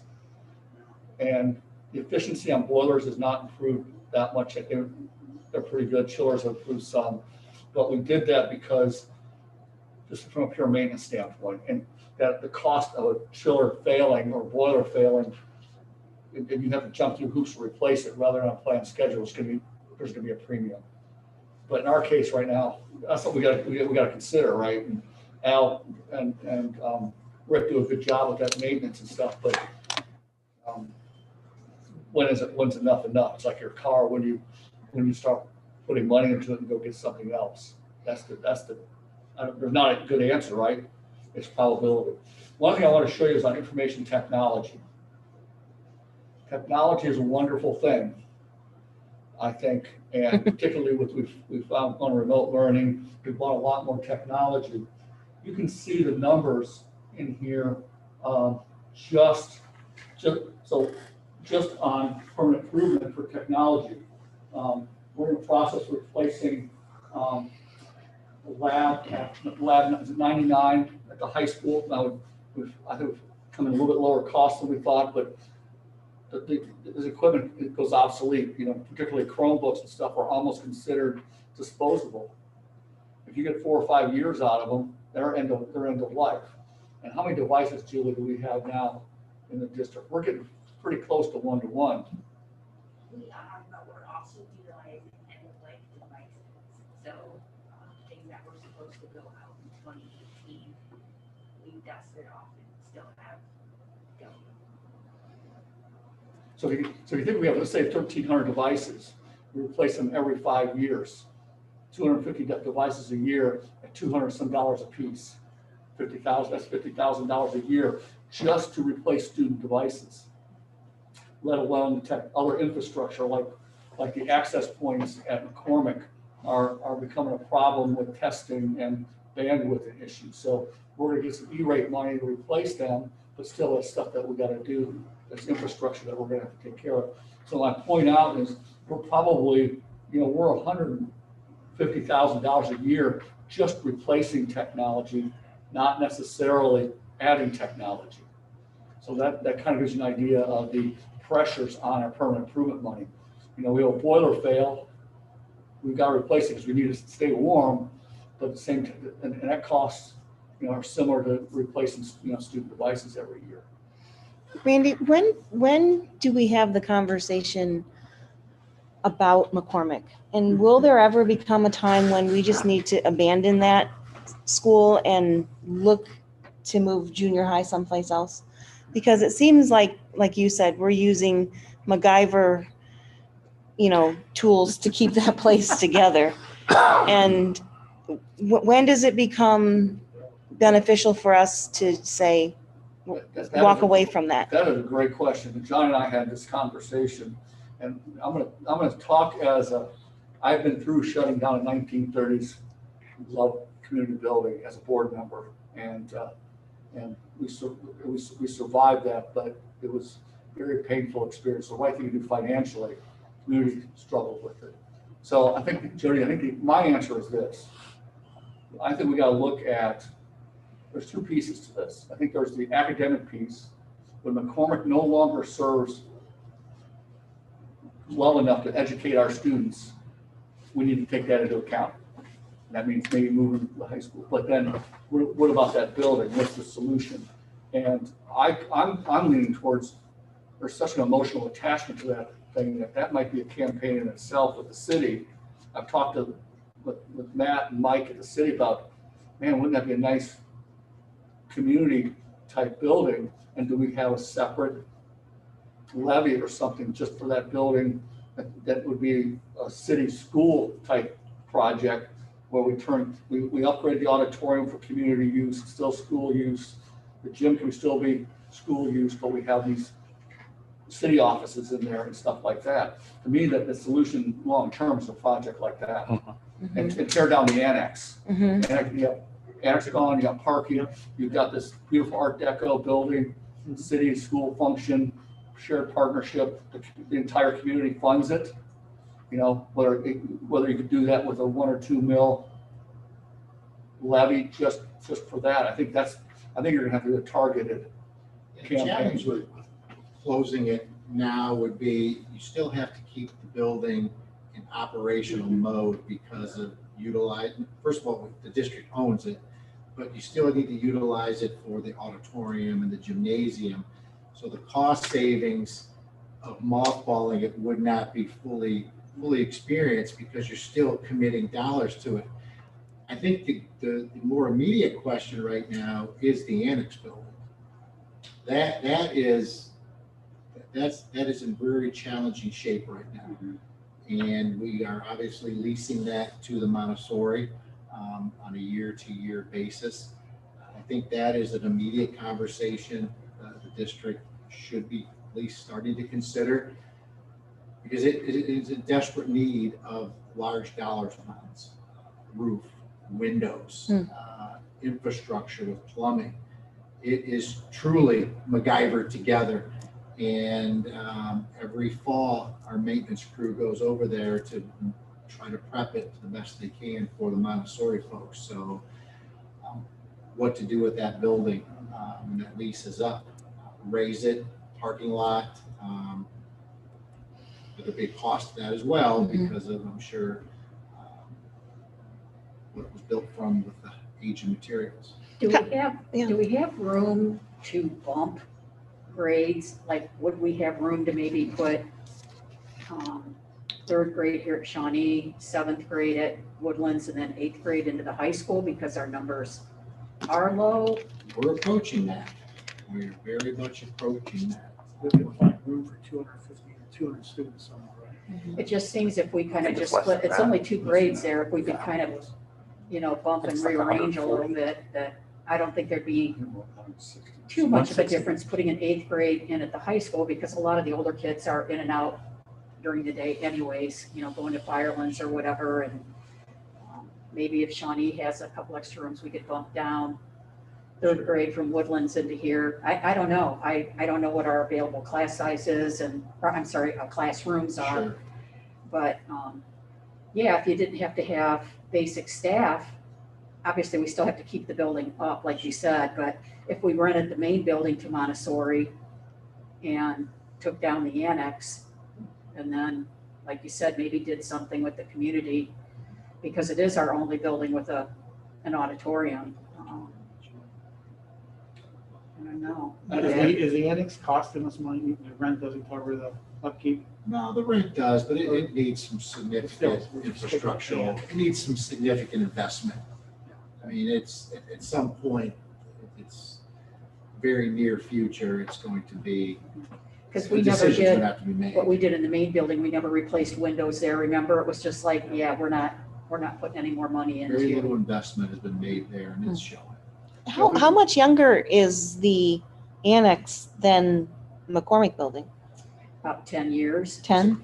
Mhm. Okay. Not much, huh? McCormick 40s, Annex 50s. I think Nice parking lot. we somewhere on our list, we need to really have a full facilities We need space there. planning. Mhm. We just look at the facilities and, like I said, McCormick, at least there's an advantage, there's some community value there. And maybe we just need a whole master plan for the facilities to talk about that. Maybe there's some minor improvements we can make at the high school, they could do 7th and 8th grade there. I know education, to put 7th graders in with elementary is somewhat problematic, I don't know. It seems like Isolated. it's not as simple as just putting a class Yeah. in one building. It seems like you almost need to keep that junior high concept where they have to have in the school district that I know did this. You have to have a junior high wing, Well, or you know what I mean? I've had experience in that, and that's a very emotional move when you start moving junior highs to high schools or junior high to quote unquote elementary Mhm. age. There is a large emotional hill to climb with that. And as you were saying, Scott, you still want to replicate the junior high experience for those kids. And that's a very real factor to consider when you do that.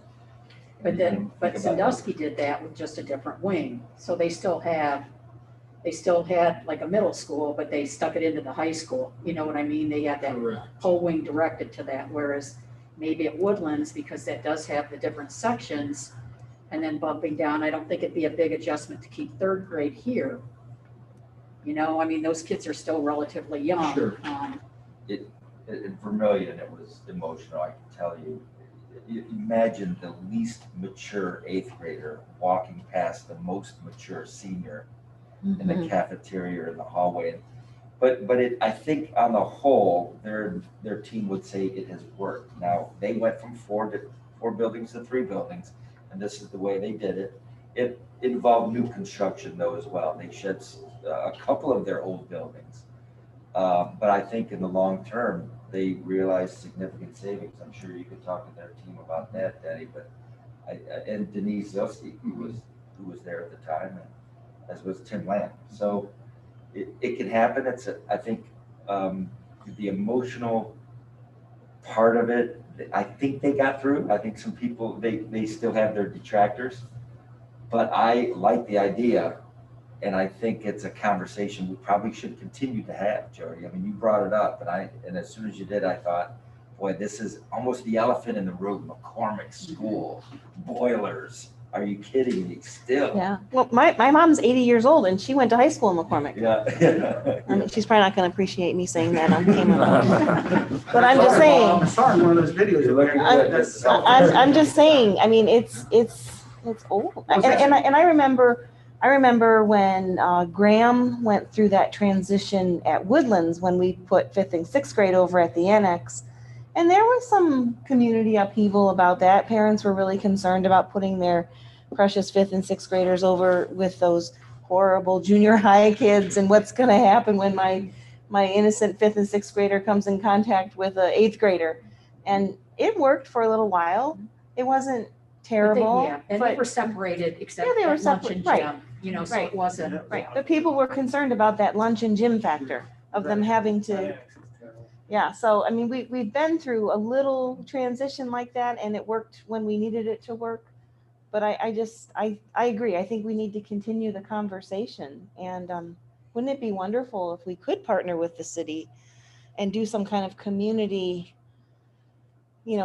effort for It's a bomb McCormick? shelter. Because I think a lot Remember of, we went through the, Yeah. was it sesquicentennial? Yes. Yeah. And Yeah. I took the tour, and it was, wow, this place would survive anything. All that concrete that we And had. it, oh yeah, my gosh. I think it'd be, and as That's a why it was result, built. also extremely expensive to raise. Yeah, I don't think you're allowed. I know. Yeah, So- yeah. Or the historical designation. So annex gone, parking lot, McCormick becomes used in a partnership. Mhm. Perhaps we build a new high school. The current Huron High School becomes a middle school. We keep Woodlands and then Shawnee. I mean, this was kind of what Vermillion did. It involved new construction. But that's sort of creative thinking. Because Shawnee, I believe is, no, Huron High School is next oldest in 59, 50s, first yeah. graduating class. And then Shawnee 60s and Woodland School, but in was 1971. mid-60s, Yeah. mid-60s. Yeah, while construction. And we had this thing 71. shut down for a number of years, and that was- Mm-hmm. Shawnee. that wasn't that long ago that Yeah. we opened this thing back up. But it's interesting that you mentioned building, because I don't know in general. This is a big conversation, ongoing conversation. The public's appetite for building. considering it was probably gonna be all on them. We'll get very little from the state, right? Yeah, and probably, and I'm guessing without looking at the number, if we had a state match of 10%, we probably would not want to do it because we'd have to do it to their standards. Yeah, it wouldn't be worth it. So we might as well just do it the way we want to do it. Randy, how much would it cost to demolish the annex, and would there be any funds to help with that? I'd have to look. We'd have to look. So that part isn't designated as part of the historical?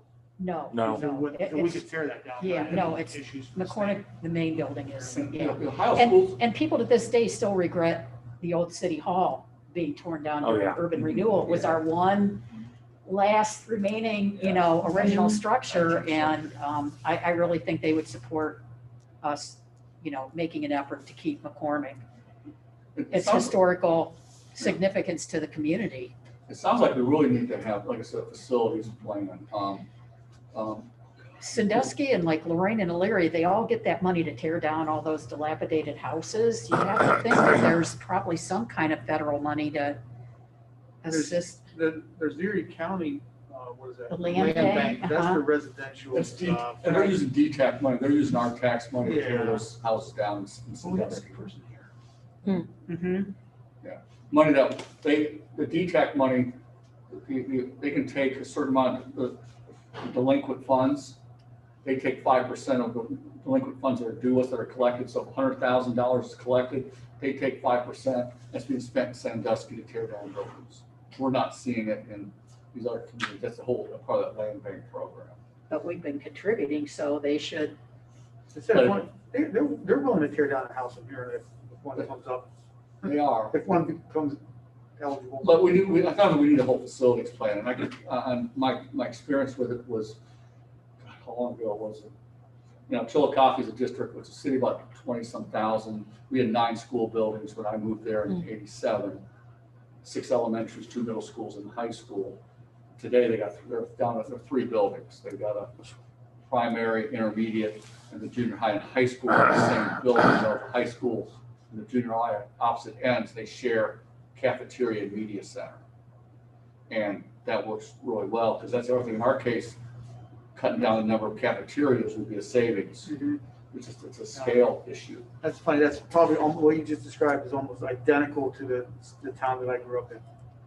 And the same thing, we had 6 elementaries, a junior high and a high school. And we're down to 2 elementaries, the junior high went to the high school. So I think it's 3 buildings.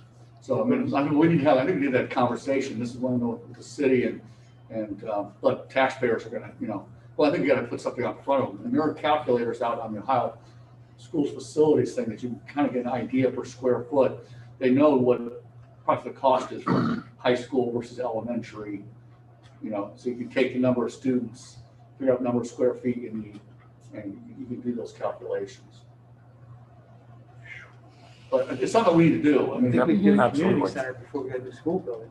I'm serious, I don't know the appetite. I'm not sure what it would be either, but I know I go into these, if doing athletic events before the pandemic, basketball games, wrestling matches. In the winter, I say that because you're going inside the buildings. And Lakota, Norwalk, these beautiful schools, we've got to at least start imagining the next building in this school district. Well, that's why we got the common property. We were thinking maybe a middle school campus with an extra gym and, that would meet a lot of our athletic and getting out of McCormick needs. So there's conversations we need to put on our list to tackle. And I think we got some visionary, at least the city management, they're part of the work together. This is not part of the campaign as we're trying to get a levy passed. Confuse the voters, right? Yeah, maybe not this year, Right. but Maybe that's it behind, could be in the questions are 3 or behind 5. closed. Yeah. This is the right approach though. This is the proactive approach. We need to look out over the bow, long term, whether it's this board configuration or not. I mean, you need to start looking at the long-term trajectory of the district. You have to. Yeah, is it possible to break ground for a new building in 2025? I don't know, but if it is possible, the conversation I would expect would start now. Yeah, you have to. Groundwork would have to be done. Absolutely. not physically, but the ground. This is good ground, kind of a little way up, but it's a good conversation. I want to wrap kind of this capital planning up with some bottom line numbers. If you look on my spreadsheet here, these were 500,000, 1.4 million, 1.7 million, 1 million. Those are projects that we'd like to do capital wise. No, we're not going to do it, but timing wise, that's kind of when things are happening. Our permanent improvement revenue is about a little over $600,000 a year. So obviously $600,000 a year and 1.3 million doesn't compute. You're obviously not, you're going to set some priorities.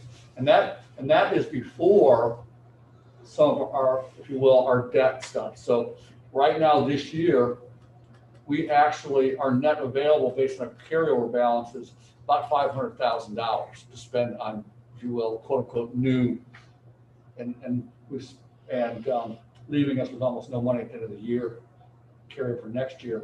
And we probably exceed that a little bit because we spent a little bit more money in technology than we had planned. We're trying to get that moved off where we can do whatever grants and stuff we can. But remote learning is taking such a priority. We got to find a way to give the kids the technology and the staff the technology to do it. So something's gonna, so we start setting priorities, just recognize we're razor thin on margins in terms of if something fails, if we need a bus today or boiler fails, that $600,000 a year of permanent improvement really doesn't go very far.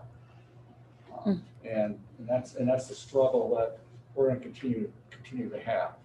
Could we ever, when does that get renewed, It's Randy? continuing permanent. Oh, okay. And it can never go, but based on the language, you're always gonna get $600,000 a year. Okay. Because your effective millage will keep dropping to maintain that. I can't remember what was passed at, but the effective millage is much less than what it was originally passed. You're not allowed to have inflationary improvements in that regard. So that's another thing, is a facilities plan. I think you have to take a look at something like this too. Now you want to pass money, if you want to do new facilities, then we also got to think about new money for permanent improvements to add to it. If we didn't spend any of that, we just said we're gonna let everything go for 4 years in a row, would we have $2 million to put towards the new building Yeah.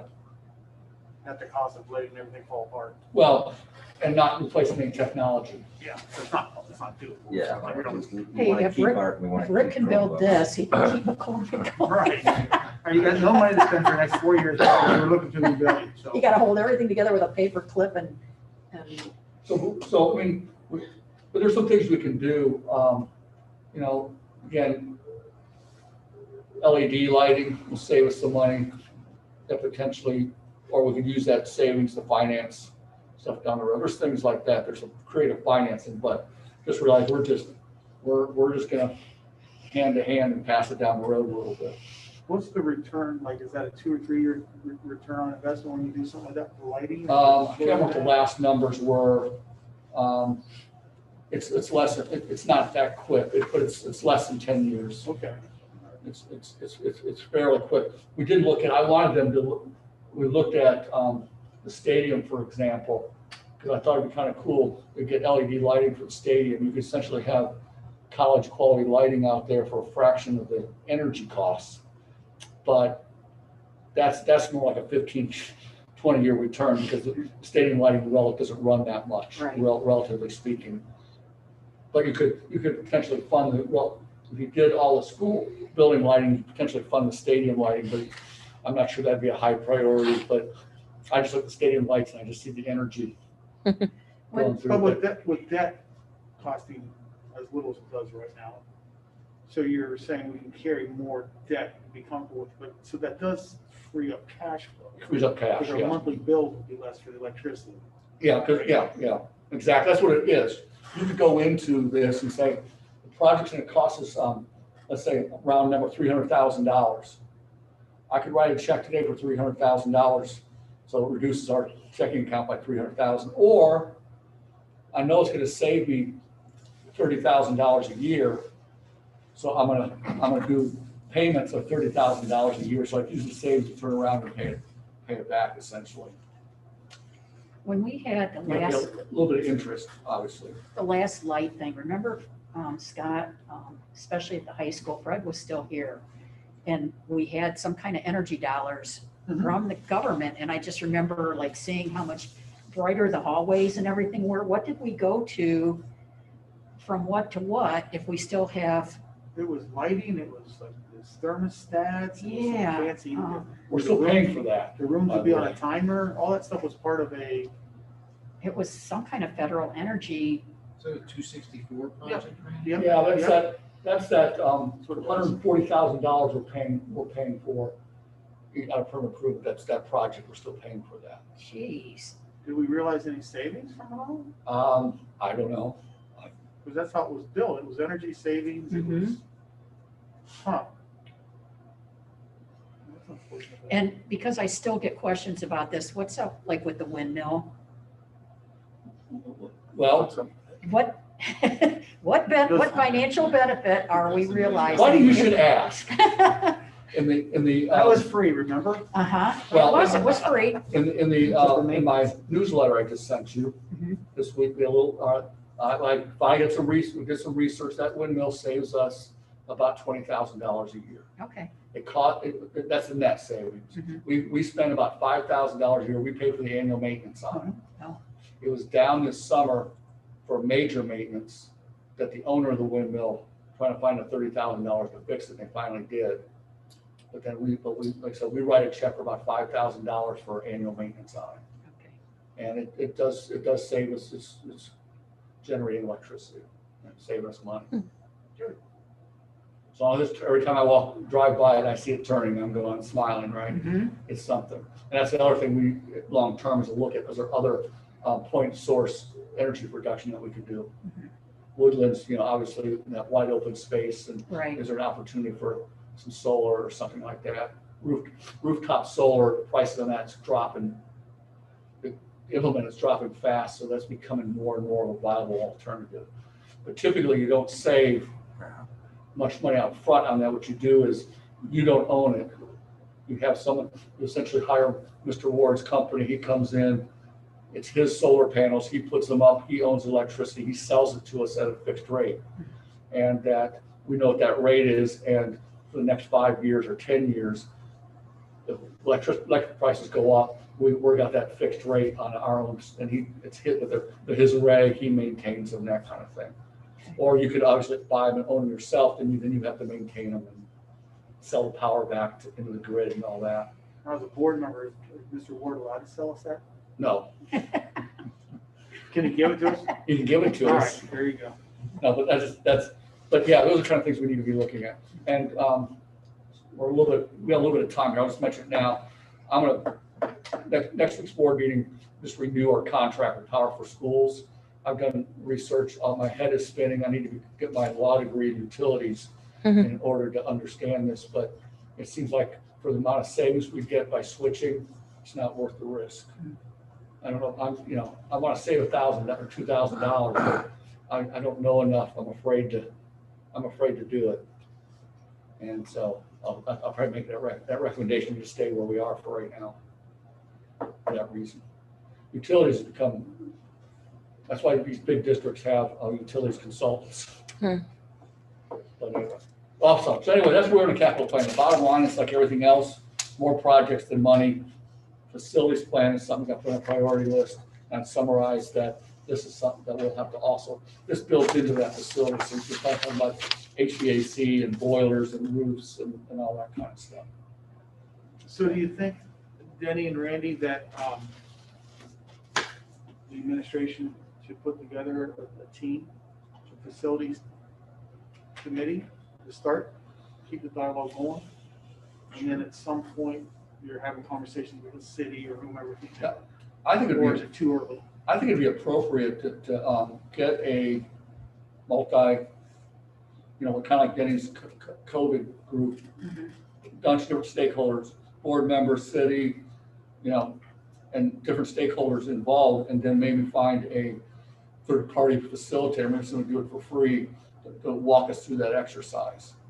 And I'm thinking about, just like you do with your strategic plan, let's not think about where we are today, but where we want to be, and then what's the pathway to get there. Could we bring in the OFCC? So, someone like that. Leadership to come in and start facilitating the conversations, Well- putting together focus groups, because that's what you'd want to do, put together focus groups, diverse group who can start the conversation. I was joking with Paul, but do we really want that word out there all to muddy the waters with the levy? Well, Hey, maybe they're looking at a new building, all of a sudden it just leaks out. it may be wise to wait till we pass the new money before the conversation gets muddy. It might be, because some people I could see potentially take that and run with that, facts be damned. That would just be a caveat at this point that you'd have to consider. There's something about, and I don't know who the right people are, but OCC may have facilitated, but these mostly design and build groups, architecture groups, as part of their services and districts. They do a really good job with that. Julie just went through this with her previous district. Put you on the spot. No, that's okay. But we did, the design firm had conversations with them first and then OFCC. They used OFCC money, but, in Fort Clinton's situation, they did not. They did, I think their percentage was so low that they wanted control over all the decisions, so. They bring a design firm in to lead the conversation. That would be something we should research from our end, even before the board decides, let's wait or jump for it now. We could at least research design firms to come in to help us walk us through the process. Who's I'm drawing a blank on their name. Who's the big contractor in town? They do a lot of the Not so much building. in town, we got a group Well- in Norwalk or Monroeville. No, well, they, Janata and Herner. Janata and Herner, when we had our committee for the recreational facility, they came in free of charge. They drew plans. They walked us through the process, and we didn't have to pay them a dime. That's just, I like that. They- Is that where the conversation's at, or do we have Right. to, will we jump right into design, or? I think we got, I don't know. My opinion is that we would think through what our goals and objectives are. well, we did that with them. We Okay. sat down, they came in, we told them what we were thinking, what our Taj Mahal, everything we wanted. If we could just have whatever we wanted in a recreational facility, this is what we want. And they drew, and then we whittled down to what we actually could maybe afford. But they just know so much, and they help you figure out, well, maybe you want this, maybe you want that, or they just know what they're doing. They were very helpful. I think it was Ted Castor. I think bringing in I've worked with them a couple of times, yeah. bringing in a design firm to help Mhm. us through the process, because obviously we all have different levels of experience going Mhm. through this process. And we don't know what we don't know right now. So an organization that does this for a living, whether it's Janata Herner, Pike and Associates, Mhm. very involved Mhm. with, I know this, as Julie mentioned, the Sandusky project, to at least Mhm. tell us what we don't know, Right. so then we can identify, and I agree with Randy, we have to identify what we're looking at. But maybe we don't know what the options are Mhm. at this point either. Mhm. So, Yeah. something to start the conversation, to put us on the road. Mhm. That's all we have at this point. It was a good time to take a break. People want to stretch their legs and fluid adjustments and all that kind of stuff. If I may ask one question, I put anybody on the spot yet, but what's the appetite to, with this is great conversation, wait till the levy passes? I just would like to feel your appetite here, so we have some direction of what you would be expecting next with this. Or is this another conversation? Again, I just want to make sure I understand what your expectations are. I think it makes sense to just, because we're not talking about that long. Correct. If we're discussing a levy in May, maybe do some kind of field work between now and then, you know, like what is the best firm or options of firms or maybe some kind of straw man or something about maybe what sure wouldn't stop people from getting together internally. Sure. Like Denise, you know, or somebody just, I mean, that's just my opinion. I would agree that we'll focus on the most important need, which is new money. And then, but I wouldn't skip a beat. I would go right from there into this because I mean, like Randy said, I've talked to him, I've talked to Denise. I mean, I was involved. Well, I was at the Playhouse in the same kind of discussion. So it's, as Jody said, this has to happen. Yeah, yeah. I Assemble agree. a team and identify the stages. That can start now. That's, yeah, exactly. And now we're in a feasibility study stage. And that could commence immediately. I agree. Plus, it would seem like it would also look good that we're looking more at some cost savings, right? Some realistic cost savings to the district and opportunities for the community, which to me would also be a positive motivation for people, right? I mean,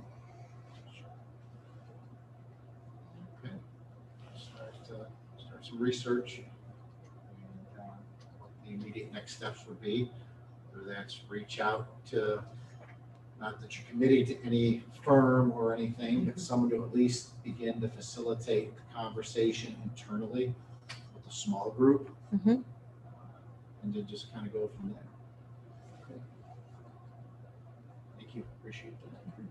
All right, we're good. Okay, what time is it? We are 9:50. Oh, we're 5 minutes behind, Oh, but good. take a break. Just 15 minutes, 10 or 15 minutes. We'll come, get us 15, is that okay for everybody? Stretch? Yeah. Even 10 would be 10:05, fine. 10:05, we'll continue. Just so you know, the live stream is still on. We stopped recording, okay? So I can't, if I stop that, then it screws it all does it still show one person that's being active on it? up. Oh, that's a good question. Probably. It was me. Person watching. Oh, feels good. Well, and I don't, I mean, I've got it off because I don't put that power. I'm on. Oh, okay, that's right. I guess when I shut my computer off, it went down. Yeah. Well, I don't think we advertised. No, the link is on the. No, I'm not sorry.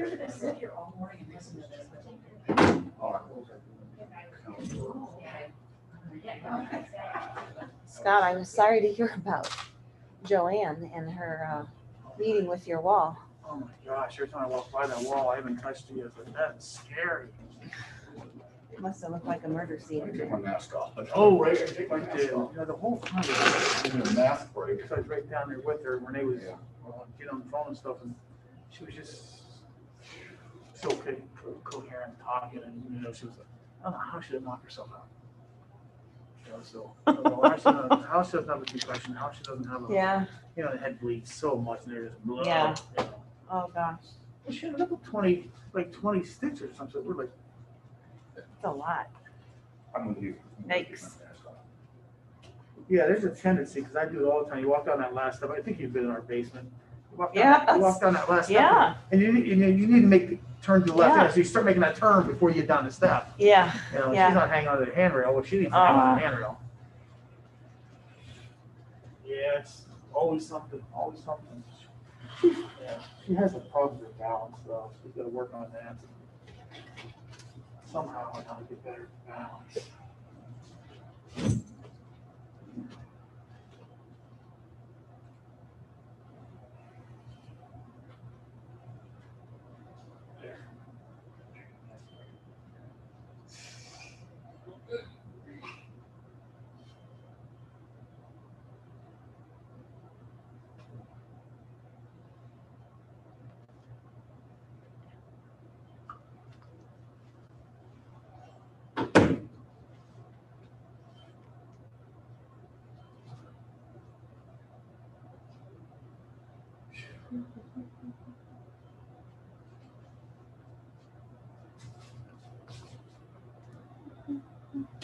It's interesting, Randy. I think about Firelands Hospital, and they're right now in their annual fundraising plea for, throughout the community. Right. And it's interesting how people interpret that, and the fact that they're building that humongous multi-million dollar physician offices next to Kroger, Right. and people are like, wait a minute.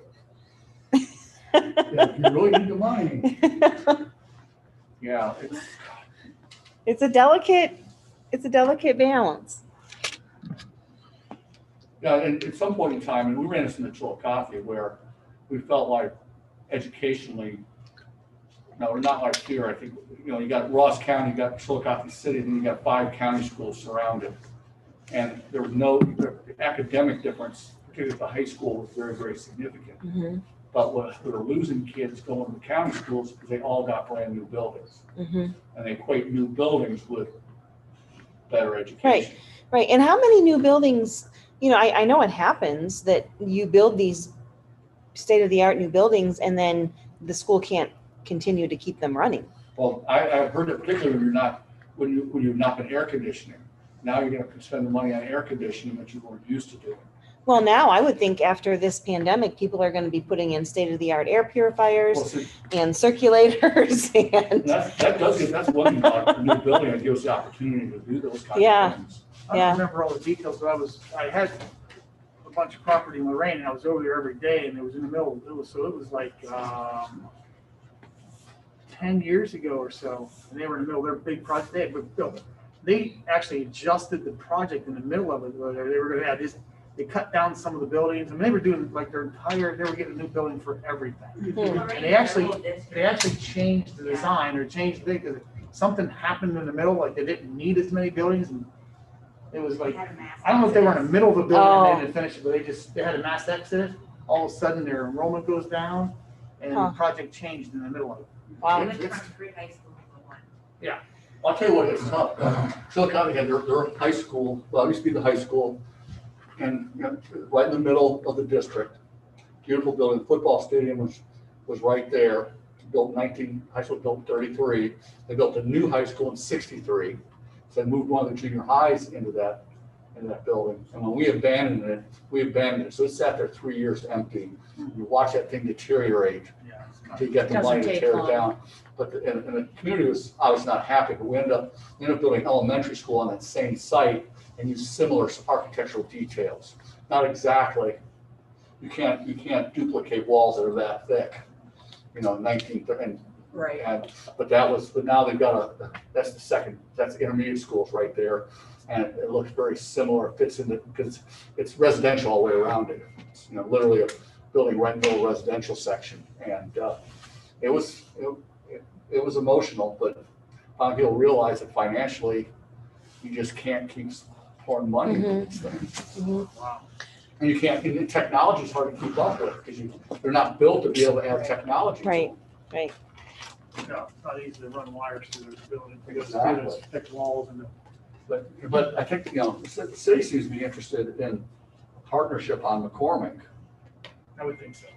But I would like to see, I think it'd be cool to have junior high and high school on the same campus and have another gymnasium.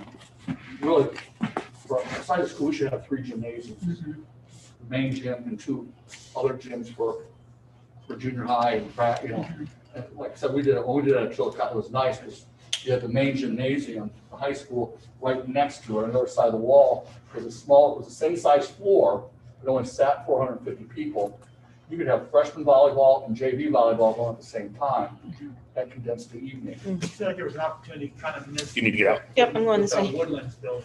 Right. Where that could have been as Where's some of that? the division starts with gymnasium. Downstairs. Real Downstairs. gymnasium. I know. That would've You have the been code to get I in? know. Probably for not a whole lot much more money than they spent. No. Really? Anyhow. What's the Yeah. code to get in downstairs again? 712? 712433.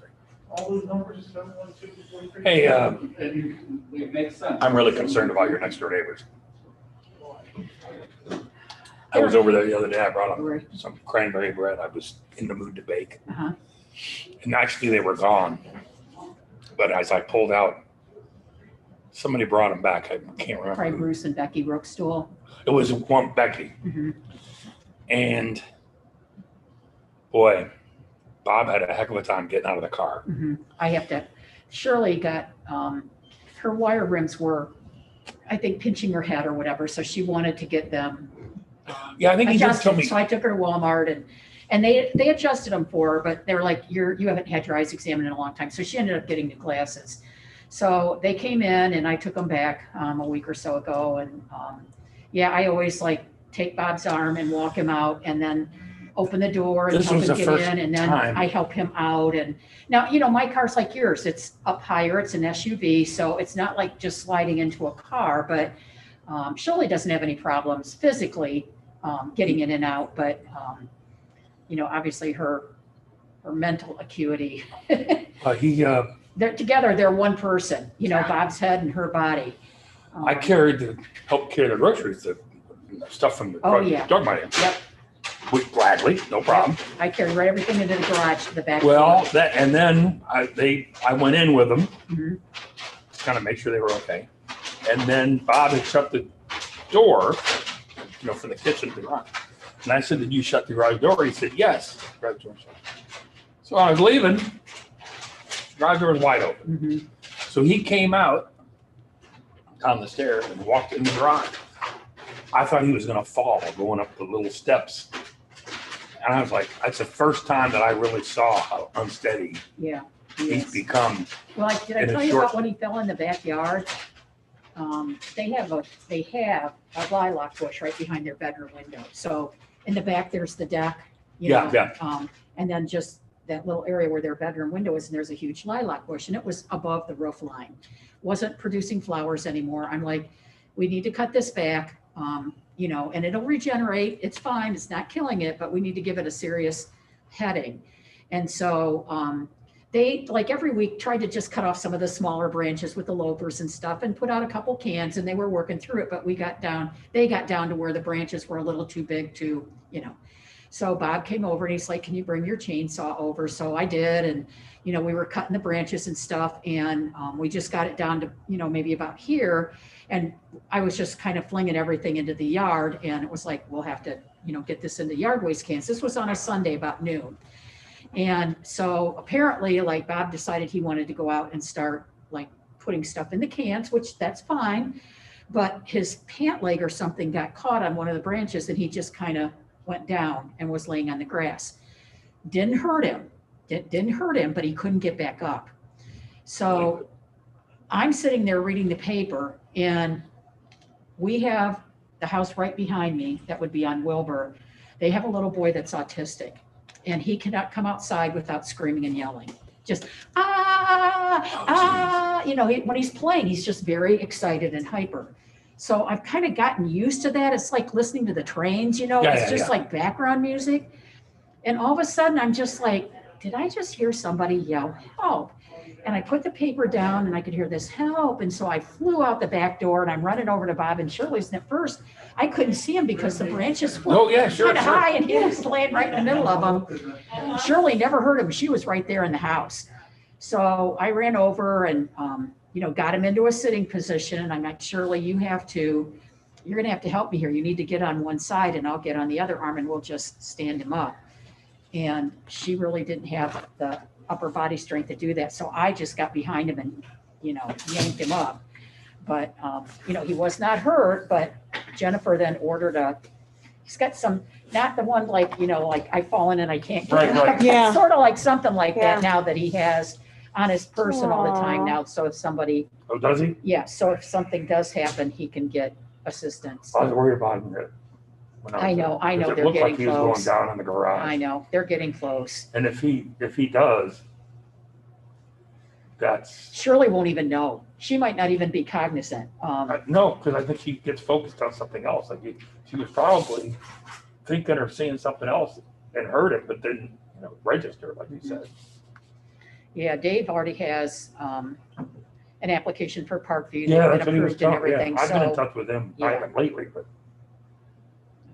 yeah. Well, if something happens and it's immediate that they have to go to the nursing home, it's all set up. there was something that they brought up, and he said he talked to his daughter. I'm trying to remember what it was. Oh, it was getting a haircut. Mhm. She she didn't think, or somebody didn't think he should go to get a haircut. And I said, Because call of Dave. COVID. Yeah, they I said, have call masks Dave. on. You know, Dave is, to me, the most practical one. All right. I said, Mhm. call him. He said, well, I don't know if I want to call him. Well, I think he's afraid he's going to say no. Mhm. I said, well, Bob, I wouldn't go if I were you, but Yeah. My sister was cutting my dad's hair, like since the COVID, and they did a halfway decent job, her and Joe together. I mean, I go, but they only let one person at a time go into Right. the shop. So it's just the girl, and I keep this on until Yeah. she, And the barber has one on too. yeah, So and I feel, I know. And this is just being selfish, but I don't want to let go of them, oh, no, I know. Bob was like, this is Bob and Shirley Reynolds, my neighbor. I know. Aw. They're like, we're just going to build a breezeway between our house and Donna's, and when we die, she can have our house. Aw. But Aw. I don't think you're going to have a problem to get rid of that house. it kills me how anything you read about the bed and breakfast, about Captain Montague's, they always reference like Tans. And I'm like, Tans didn't do that. I know. They didn't do one thing there. Bob and Shirley built that place from a dilapidated I want to buy office. that. I want to buy that. so Our family badly. always looks at that and Down to goes, 525 now. what is it? Oh. 525. Wasn't it like 6 to start or something? I remembered at 580. So that 580, might have okay. been. I don't I remember. think that would be 525. such a cool place to own. Yeah. But literally Well, they built put the that pool whole in the. I think everywhere they lived, they put one of those gazebos in. gazebos. in Is every- that pool still there? Oh, yeah. Okay. Yeah. I walk by that in the summer and I'm like, I want to go in your I pool. just By the don't time want I get down to the park, I'm getting hot. I don't want anybody to buy it and not keep it a bed and breakfast. That's what Yeah, I'm oh, concerned yeah. about because, See, I'd That's a I'd gem. keep it a bed and breakfast because I love to cook breakfast. yeah, that's a gem. I love to cook There you go, breakfast. Jody. Do you like There's to make your beds? next What? Do you like to make beds? iteration. I don't mind making beds. No, I don't There you go. either. I don't Especially if mind. somebody's staying for the weekend. It's not like you're doing it every day, No. just when they leave. Yeah, usually bed and breakfast, you don't have every day's room service. No. Plus, it'd be such a nice overflow for when family comes to Oh, visit. it's a beautiful place. Oh, Go stay there. I mean, I've been in No, there. I've been in especially in COVID. there, the guest place. I've never been in the private residence that's Oh, like yeah, I have. behind. Yeah.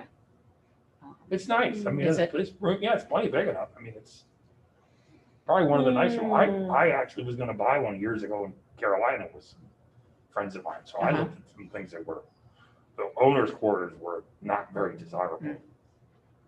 Hmm. Because you really can't run that block. I don't know how, I don't Yeah, even know being if she's really off-site, doing it right yeah. now. Because Well- they don't even live there anymore, I don't think. Really? I think they're But I would taking- have to think with COVID, just like the hotels, they're probably not, they probably I have don't lost a know. tremendous amount of business and, but Mhm. yeah, they're the ones that built it, named it, decorated it, I did know. everything. Shirley was one who was like, I think it'd look nice with pillars on the side, because it didn't have those originally, if you remember. And so they put that on and Oh, yeah, I remember it was a boarding house. yeah, they were gonna Hmm. do, Shirley wanted a new kitchen and then we had the sidewalk ordinance. And of course, they're on that big corner lot, so by the time they had to replace all the sidewalk on that, that cost a very pretty Oh, I penny. And now bet. the city, they passed another one, Yeah, a sidewalk ordinance, so, this summer, I think a lot of people aren't aware, it's like, but aren't they doing also, I think they're looking for federal assistance money, are they? I think. I know when I was. It's I so talked to bad them in the about old that. plat, if you're I not, know. Randy, you run through there, the sidewalks, Yeah. like, some of those houses, they're up, the sections are up this high from tree roots and, I got one in the front of my house, it's not too good. yeah, but yours isn't anything like No, that. Yeah. All right. Okay. Ready to pick up? Yep. All right, so we get to talk of some of the levy. Yep, we should talk about it.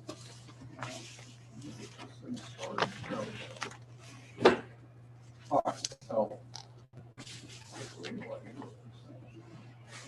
All right, so I want to briefly talk about, remind you of the levy timeline, and then we'll go through and I'll share some numbers, or a lot of numbers. As I was preparing this, I kind of reminded what's the old saying, either dazzle with your brilliance, or that one with your whatever. You can pick out which one this ends up being, but a lot more numbers you want to see, but I think it's important that you see, because we're going to have to make it, not necessarily a voting decision, but for the paperwork for next week, I'm gonna have something to tell the attorney for the resolution. So next week, on the agenda will be a resolution of necessity. And it's essentially say, hey, we need new money, we need it badly, emergency levy, and we want 1.9 million a year, whatever that, and that's really what that letter says is, I send it off to the county auditor, he says, okay, to get that, you need 4.9 mils. And then I send that back to the attorney, and they actually craft the language for the resolution and for the ballot language, and then in January, you will get that to be adopted. So it's kind of a quick time turnaround. But next Tuesday, all you're saying is, look, we need to proceed. Okay, and after today, hopefully we can agree on what that number is. Okay. So I'm going to share with you 3 options. 4 mil, 5 mil, and 6 mil. And these are approximate. The millage is approximate because I'm just using my valuation numbers. The county auditors can have up-to-date numbers. I suspect if I'm saying 4 mils, it's really 3.9. 5 is probably really 4.9, something slightly less. Because I think my valuation's a little bit low. So just recognize when I picked those 3 numbers, and you'll see why I think, and there's a psychological reason for those numbers. I'm proposing, no matter what we do, that we keep it at a 5-year. Okay, when you ran 2015, the feedback was too much, too long. 5-year means 2026 we're renewing, and then that gets us on the cycle with the other 2 renewals 10 years from now. And at that point, the board should be thinking about a substitute levy, maybe combining some things and getting 3 renewals off the books and get it down to 1 or 2. But that buys us some time. And I'm going to show 2 separate scenarios as is today. So with the current 5-year forecast, and then the second one was building with cost reductions, that $500,000 goal that we have. And you can see that makes a significant difference. I don't think it changes our conclusion on the number, because we're going to do some cost reductions for next year. Now, we're not going to get $500,000 or not, I don't know. But I just want you to be aware that even that kind of cost reduction will impact kind of our decision down the road. So just to put in perspective, and this is just a reminder, always what's it going to cost the homeowner?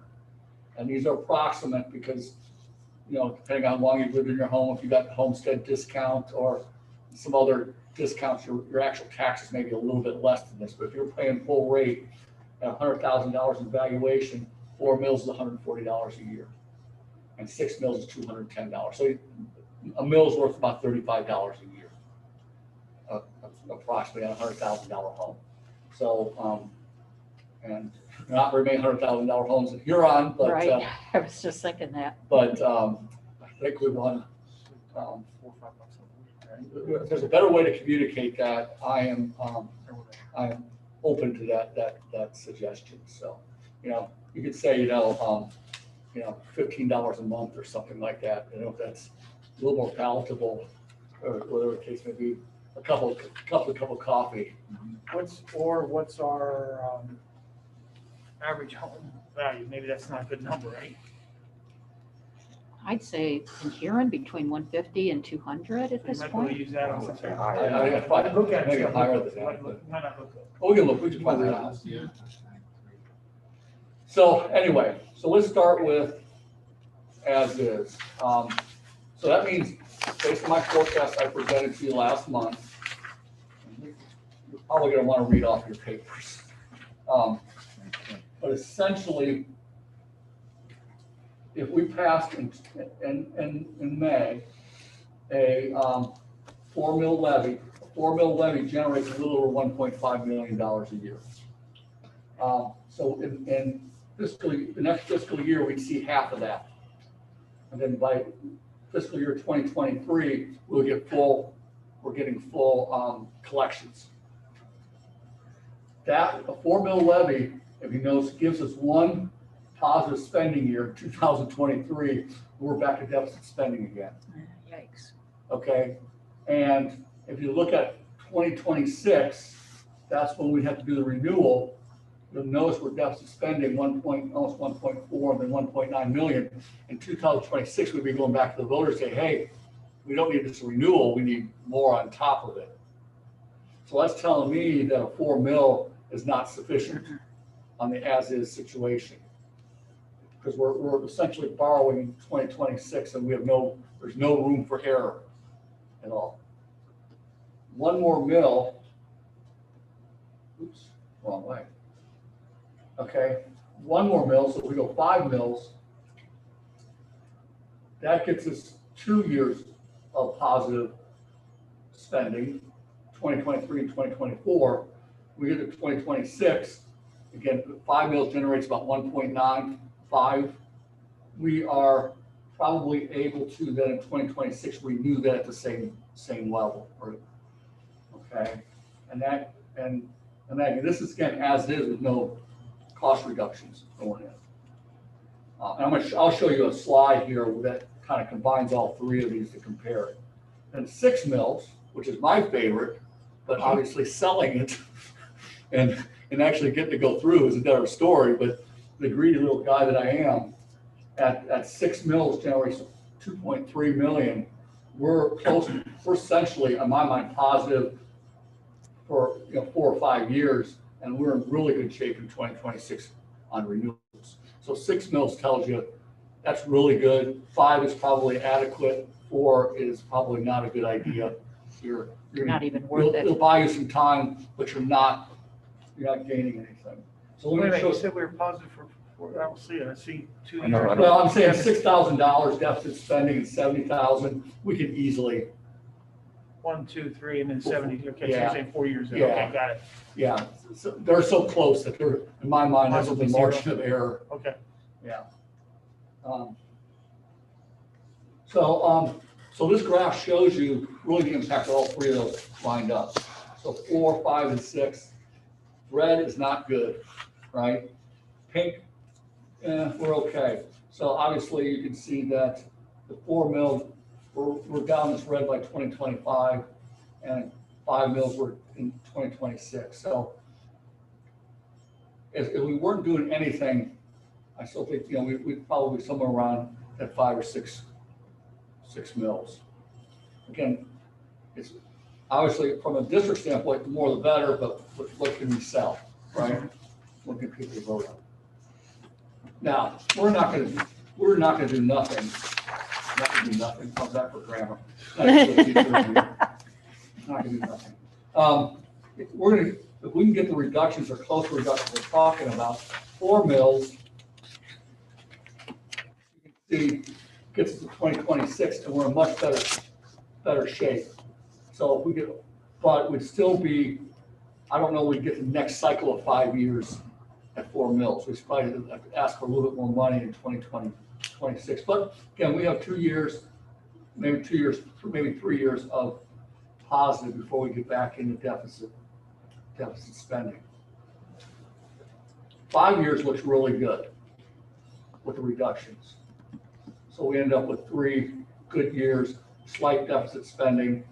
But when I look at our deficit spending, our new revenues is still good. So we still have a positive cash balance, and we pushed out far enough that Denny can retire and doesn't worry about it. He's not laughing though. His eyes are squinting. I thought that was funny. And then of course 6 mils means that we're pretty golden if we did that. So graph wise, you can see that cost reduction essentially pushes everything out a year. So that $500,000 or close to it gains us a year. I won't say not a year to do nothing, but a year of cushion, maybe, if you will. If we could do it up to 2026. So are So, we in front of the voters in 26? What's that? Yes, we'll be back in front of the voters in 2026. Because if we do a 5 year, Oh, okay. if we do a 5 year, Scott. And again, I made the assumption based on what I've seen traditionally that 5 years is a good number for us, and that gets us on that cycle. 10 years is going to be too much. 5 year, you have a chance to course correct in the middle of that. And renewals have done well, right? We've no experience that renewals do well once you get it passed. So when you say with reductions, I went back to that page, that's what you're looking at. Plus, that's that and plus some more reductions Oh, in that. okay, That gets us about, those reductions that Danny and I list there probably gets us 40% of the way there, 45%. We're gonna have to find some other reductions too. so that would be some of those more difficult ones, like getting rid of fine arts and, No, we're not there yet. Okay. We're talking about tweaking if we have another retirement, maybe we don't fill it, that kind Okay. of thing. Okay. Yeah, I don't think we're looking at, for next year, anything drastic, trying to take advantage of our early retirement. We know potentially 2 certified staff members retire with the high end, maybe not replacing one of them, those kind of things. So that slide where you showed a goal of 500,000. Right. That's the goal, and we're not quite there yet. We're 45% with what we know today. Denny, it seems like a lot when you look at the list, but what percentage of our certified are on one-year contracts? Small number. I can't give you a percent off the top of my head, but it's a small number. Is it? Because we're a mid-career and up staff. Mhm. We're not a young staff by any stretch. We're starting to get to that point. Yeah, but we could just non-renew and get rid of a certified employee that way, right? If we just don't renew, if they don't have tenure, It would have to be just cause. money's just cause. Well, it'd be easier to just reduce the position. Oh, okay. You reduce the position, and then you have potentially some movement. That'd be the bumping process. So you don't say, oh, we're getting rid of Mr. Slocum, we're reducing an ELA teacher. Right, so it's less performance, where I won't come back at you with a lawsuit or something. Well, really, a non-renewal is really, Byron, is really a termination. Yeah. If you will, so just cause piece falls in there, so it's, the way you do it is eliminate the position. Okay. But is there any benefit to looking at 5.5 Oh, yeah, mil? yeah. I mean, kind Yeah. of split the difference between 5 and 6, Oh. not go for the gold, What's but the six go for the stuff, silver? doesn't Is it? that like around $3 million to us roughly, or what is that, or 2 million, what is that? So, yeah, that's good, great points. So, again, 4 mils, about 1.56, 5 mils is 1.95, No. and 6 mils is 2.34. So if we wanted to be at 2.1 mils, 2.1 million, excuse me, then they'll calculate the millage to match that. So I just picked even numbers as a Mhm. starting point. So we can take it, Joey's point is, yeah, I think if we did not pick an even number, we're gonna kind of pick a dollar value really. So, halfway between 4, 5, and 6 mils, 5.5 mils is gonna be about, just shy of 2.15 or something like that million annually. And that's the number that will provide to put in the resolution necessity. We need $2 million a year, or whatever that number is. And then So- the county does their thing, that tells us that's so many mills. Yeah. So somewhat, we're kind of, I say pulling it out of the air. We know Mhm. where we want to be range wise, and then how splitting hairs, where do you want to be? I think again, this is from the treasurers and wanting money in the bank and being comfortable with that. I want to push the higher end, but we got to balance that on what we think we can sell. And psychologically, does it Right. make a difference? Does 5.4 make a difference versus 5.5? Right? Psychologically, does 4.9 make a difference versus 5.1? Maybe they do, or maybe they don't. There's a reason why everyone sells things for $49.99. Right, and the gas Mhm, prices and car mhm. prices and. Right. So, and I don't have that answer. That's kind of your intuition. We kind of have to come to some agreement where we think we need to be. But I think we need to be around that $2 million mark. So whether that's 5 mils, 5.1, or 4.9. If we think 5.1 or 5.2 is the same as 5, I think we go for 5.1 or 5.2. Does that make sense? Mhm. What's the highest we've ever asked for, do you know? I do not know. Oh, 5, That was has to be. 7.9 or 8.2. It was must be 8, effective I- now. yeah, it was 8 point, I thought it was even higher, like Was it? 8.7 or something like that, but maybe it's dropped. Really just millage has to drop over the years, the effective. Yeah. millage. Right. That millage drops. So I mean, what are we getting, are we getting $2 But million out of that, or, 2.7, I believe. so we're not even getting, okay. So what happened, because so what happened is, let's say we need $2 million that comes out to be 5.1 mils. Just throw a number in there. That's the tax rate. Now, as John's home's value increases, that we're still going to collect that 2.1 million, but that effective rate's going to keep dropping.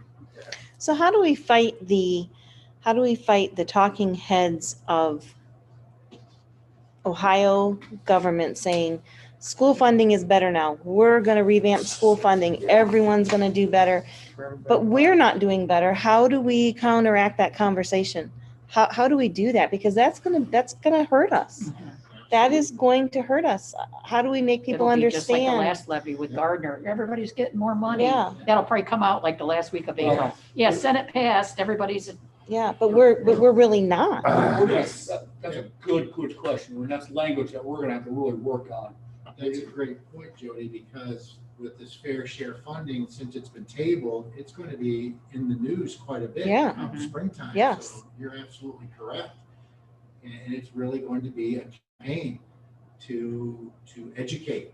Our job as a levy committee is to not only motivate, but is to educate people on what it is, and that's old-fashioned boots on the ground. Yeah. Do you think that appealing to the heartstrings of people is an effective tool? Or, I mean, how do you do that? How do you get people to feel your pain, or to recognize your pain, and not make it seem harsh, like, well, we're cutting. If you don't do this, we're cutting. Because I think that puts people at edge. How do you plead in a way that makes people think, oh my gosh, we really need to get behind this? the last time the sledgehammer was they were taking away athletics, remember? That's what it came down to. Mhm. It really did. And at Huron, Boosters got involved and everybody got Yep. excited, and that's really what it came to. I think during our renewals and stuff, we go multifaceted a lot of times. You appeal to people at different levels. You show them all the great stuff and say what pride we have in this wonderful school district, and that tugs at some people. The other ones, you show them how efficient you are, and that tugs at some people. It's multi-pronged. Yeah. I mean, can we tap our alumni? Can we Absolutely. tap, I mean, even alumni my age, Paul's age, Donna's age. Did you go to school here? Yeah. Okay. But I mean, tap alumni to just really help get that message out there. Absolutely. I think it's multifaceted, as you said, because you've got different pockets. Mm-hmm. You have your alumni, the traditionalists who just bleed red and crimson and gray. You have your senior citizens and others who have their economical needs. Then you have your parents who are living it today. Mm-hmm. You know, what you call your traditional yes voters. Yeah. It's all about messaging. Yeah. And getting the right message to the right people, really at the right time. Yeah, because I'm thinking about, they're talking about in January, we could see the potential for evictions for people because the stimulus packages are ending unless they get renewed.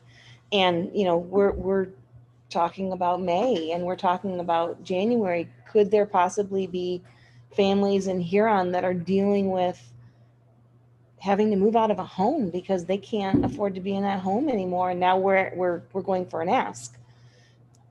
There's so many different factors in this. Right. Yeah, we need the money. There's no doubt about that. But how do we go about it I think one thing that'll help is definitely being back 5 days, because parents are sick to death of homeschooling their kids. So they are not going to want to pay more money when they've been doing all the work for a whole year. Mhm. I mean, that is just, No, and that that- is huge. That is huge, Donna, because when you do read some social media things, boy, there's an awful lot of people out there that just don't understand why teachers are getting paid what they're paying when the parents are home doing the homeschooling. Mhm. But the I would think teachers it are was the still, opposite. I think it was really, wow, this is quite a job. Yeah. No, they don't give the teachers credit. no, but for I'm doing just extra saying, work I'm just right saying now. there Oh, is a yes. mindset Yeah. out there that, Absolutely. I that- do this, right. So I so, think part of is you're saying, Jody, we've got to be very strategic in how much we ask for. Yeah, I mean, and Randy said it very eloquently, what we want, but what can we need?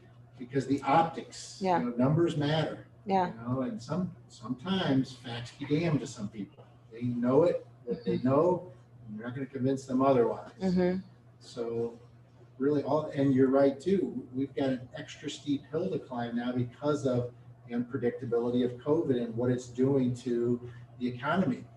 And we see that with the food pantry lines, mm-hmm, 164 cars coming through. So that's a reality that people are struggling in our Right. community, and we're going to be asking for something. So we have Right. to be very conscious of how much we ask and how we ask. right, right. Because am I correct in thinking that if you don't own your home, if you are a renter, this doesn't apply to you, correct? Right. Right. It's not applied Or to- your property, you have no property. Directly. So if you're But renting, the yeah, landlord your rent passes may The go that, up. landlord, he passes that on. Right, But they but don't the- really feel the immediate pain. right, It's- right. I mean, the landlord could bump up your rent Yeah, I would Yeah, think they 20, would. 25 bucks to cover his, but you as an individual aren't going to feel the full brunt or the full effect of having to pay an extra $240 a year on your home if you $100,000 home. So, okay. Yes, we got to make sure we reach the owners of record and not just the person who lives in that house. Well, I mean, I think that's a that pretty was a good- big that's a point for good- Sandusky getting their facilities. 75% of all the homes in Sandusky are properties. Yeah, So they are more willing to vote for a levy because they think, hey, I don't own the house, I don't have to pay for this. There's that mindset. Whereas in Huron, I would think it's the opposite, We also have a significant number of homes who are, what's going to say, Second home. second homes. Oh, yeah. Or owned by trusts and stuff like I that. think Who are it's- not, Yeah. they're not going to be voting. Yeah, it's there reaching are the majority. taxpayers.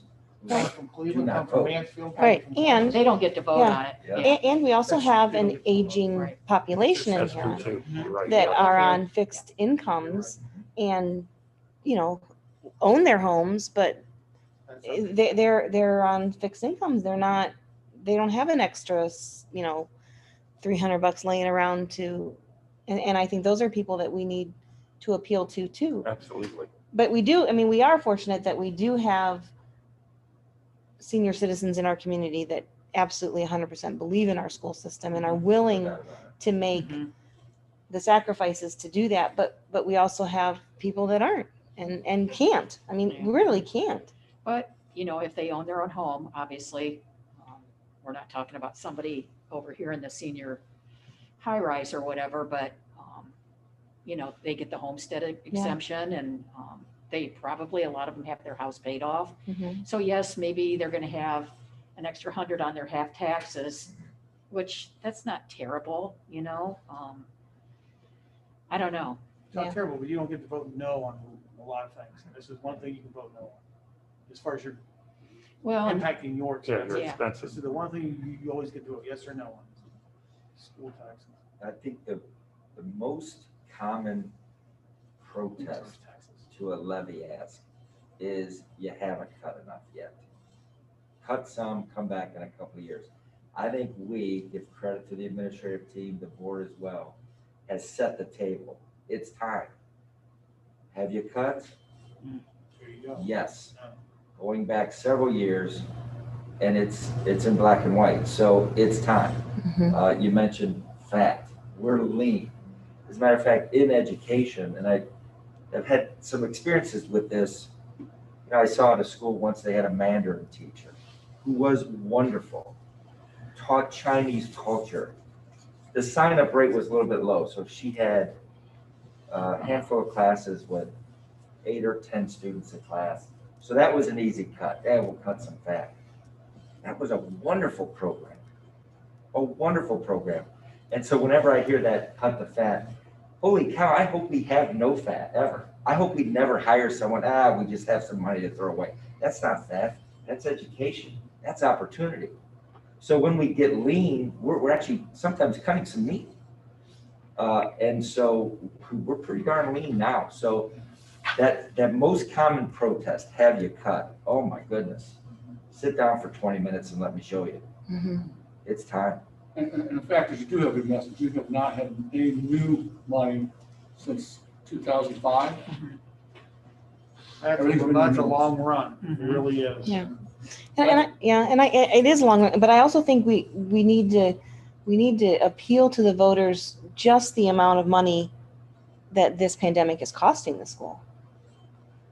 Just the amount of money that we're spending to keep things going, to keep kids in school 2-3 days a week. Because I know there's the mindset out there, well, my kid's not even in school 5 days. How are you spending money? Yeah, You must be saving money because the there's a kids aren't little in risk school. to- There's a little risk to highlighting that, I think, but, because everybody's going through it, everybody's feeling it Yeah, on some but level, just but that everybody's we're not saving money by not having kids in Okay, school. okay, I see what you're saying. We're Yeah, not yeah. saving anything. We don't want to whine too much about COVID because Yeah, everybody's. But I'm just, but everybody's crushed. people have that feeling out there that the schools must be doing fine because they're not even open all the Sure. time. We can turn the heat Sure, they off. should be saving money, right? Yeah. Now, crazy thought, but, and I know probably, is there still special elections in August? But we'd have to pay for the ballot. Yeah, yeah. With this uncertainty, we're hoping that several things go right first before May. Like kids back to school full time and things running real well, because that'll be a real good talking point. A lot less cases. Certainly if things are going really well for us and we can show that, that's good talking point in several places. Any idea, any thought about delaying it till August? I mean, If another entity is on the ballot with you, Then like you for share example, the the Erie ballot, County Health yeah. Department, then, but otherwise, yeah, it's expensive. And Chances are, it's gonna take more than one attempt. So we would be crushed up against November. If you went August, you gotta be passing the resolutions in July for November. So you gotta have it on the ballot in November before even August happens. So that's why you go May. You're gonna pay for August anyway, Normally, because yeah, they don't have a normally. special election in August anymore. Yeah. And you've got voter fatigue too, if you're trying to hit them August and November. You gotta have your act together, but you gotta, yeah.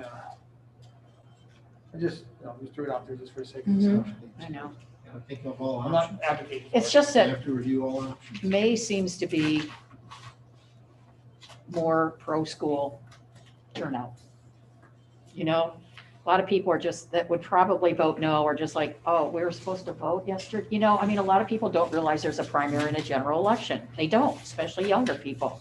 So I just feel like May is kind of an under the radar kind of levy that we might have more success with. And I know it is a balancing act. We'll have to see what COVID looks like by then and, Well, we won't have much everything that's- choice once we make the decision. right. No, I'm in favor of going on in May. I just am hoping that historically it's been a good month for us, that, the people that do show up to vote will be supportive and sympathetic and understand where we are and,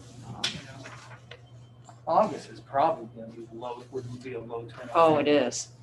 You just have to have the right low turnout, the Mhm. right people show Right. up. Yeah. And if we could end the school year on a uptick, May might be fantastic. Might be a great. Yeah, if we can have spring sports again and graduation and, everything feels normal, I Yeah. think just being, hopefully being back in the classroom full time is gonna be it's gonna set everybody in the right mood. So, assume you want to go, the question is how much? Yeah. Well, you said we need about $2 million, So 2 million. right? And that's what the So budget needs. this is sort of like store pricing. Psychologically, $3.99 is cheaper than $4. You see the 3, you don't see the 99. So is that almost always how it is? Like instead of asking for 6, you ask for 5.7 or 5.9 or? That's how my mind works. Now, that's how I think people's minds work. Mhm. Mine doesn't work that way, but because I see $49.99 is $50, Mhm. right? It's rounded. 2 million, 2.1 million is the same number to me as 1.9. Yeah. But that's, Yeah, a lot of When you people see be like 51, do you see 16.9 100? for a car. It's Is like, yeah, 51 100? 16,000. It's 16,000? no, 51 is 50. 75 is 100. So 5 mil, I think we need between 5 and 6 mils. So that's between that one, just about 2 million and,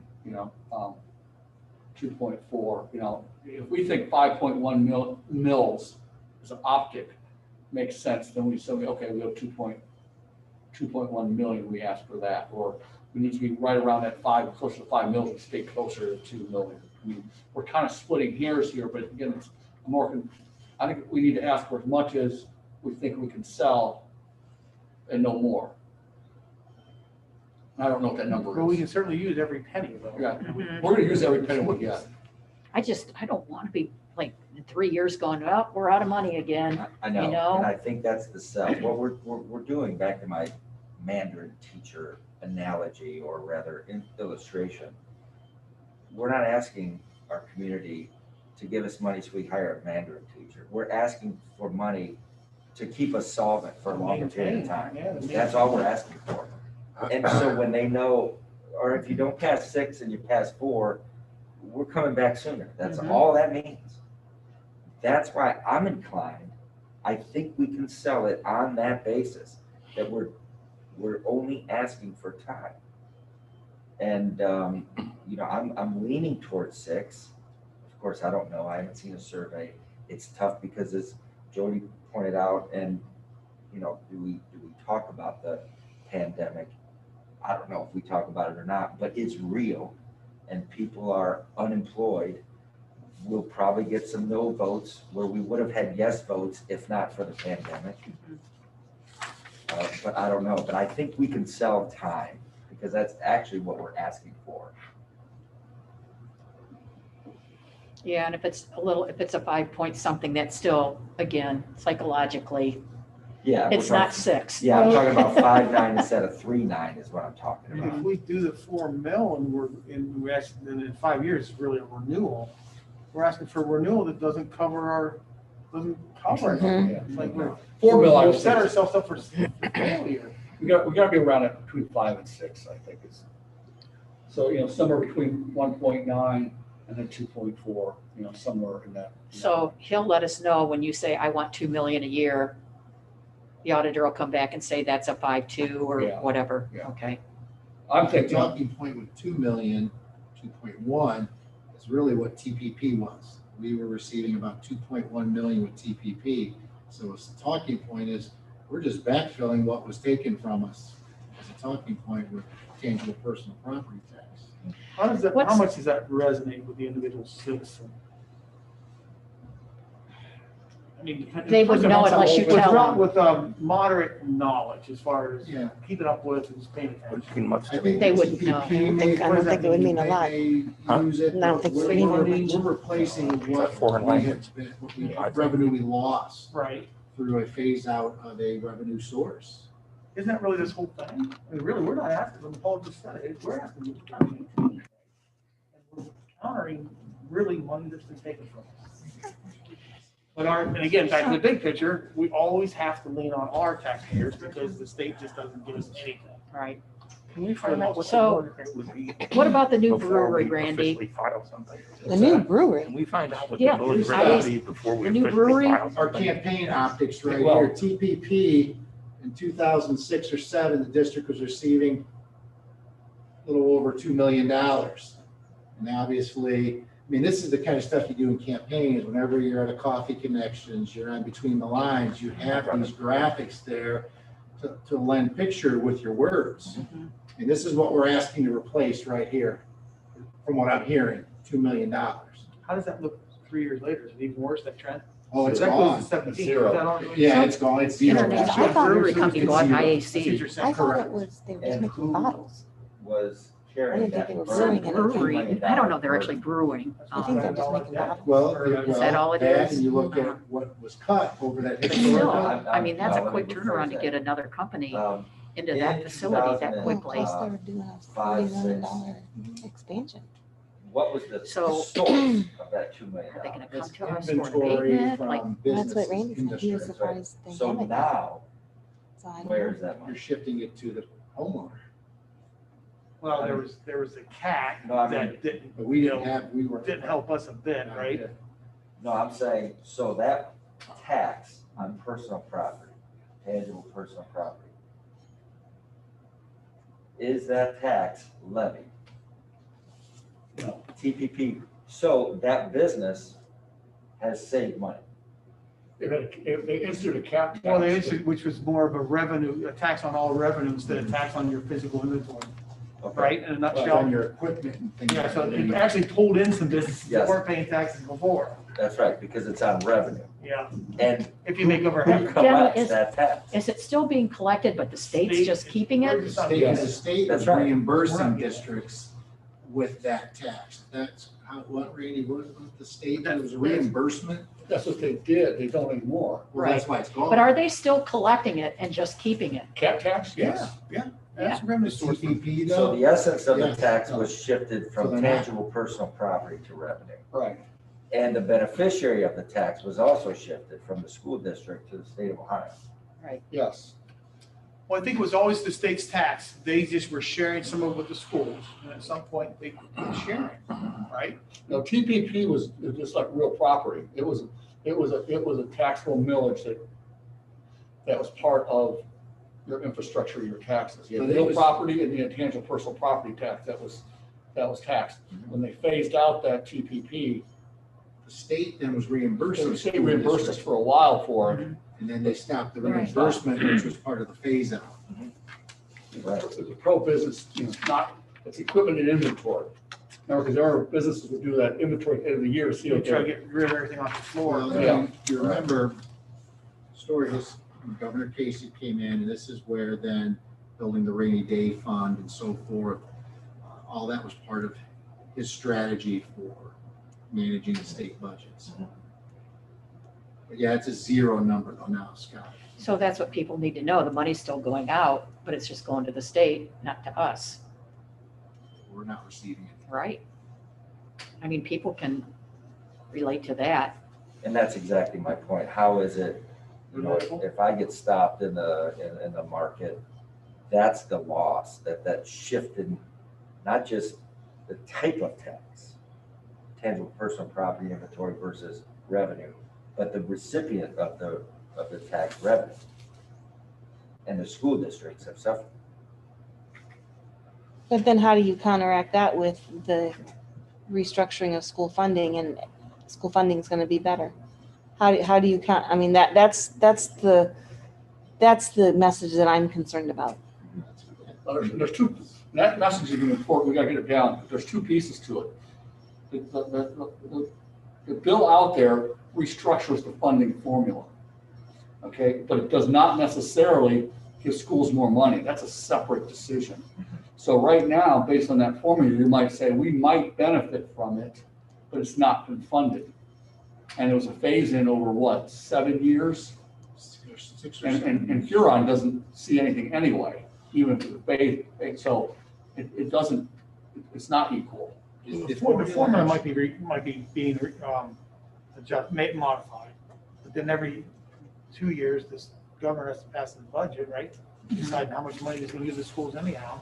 Because we've had formulas in the past, but they've not given enough money to fund the formula. So who, the new Speaker of the House, that's supposedly one of his pet projects, right? He's always been a. No, Huffman is, his pet project is the pet choice.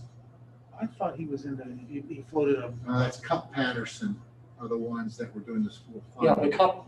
the Cup is now the Speaker of the Yeah, House. Cup, I thought I he was Huffman his was, speaker, okay. and he had this, Yes, he brought it up yes. a couple Yes. years ago, looking for I think funding. there's a guy in the Senate, though, his ed choice is his thing to get more money to Catholic schools. That's Huffman.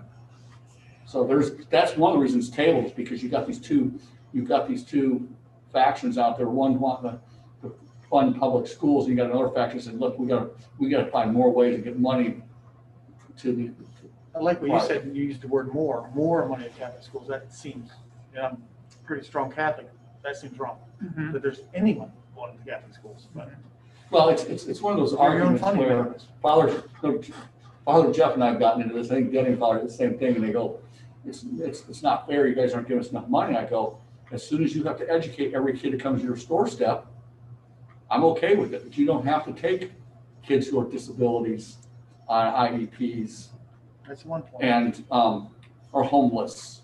We have to Wait, you educate pay every kid. tuition to go to But St. they Pete's also though, have other- right? They have other revenue you? streams that we Yeah, can't they do. use, that's the big Yeah. difference. Plus you have It's the about $5,000 a fundamentals year. difference between church and state, which is. So Absolutely. George, the issue is that Right? we have a Huron kid Yeah, who wants to go to St. Peter. There's money that follows them to St. Peter. Right, That's our money. right, right, But if that kid is a high needs kid, they don't have to take them. right. So, Right, and what I'm saying is you pay tuition to go to St. Peter's. You don't go there free.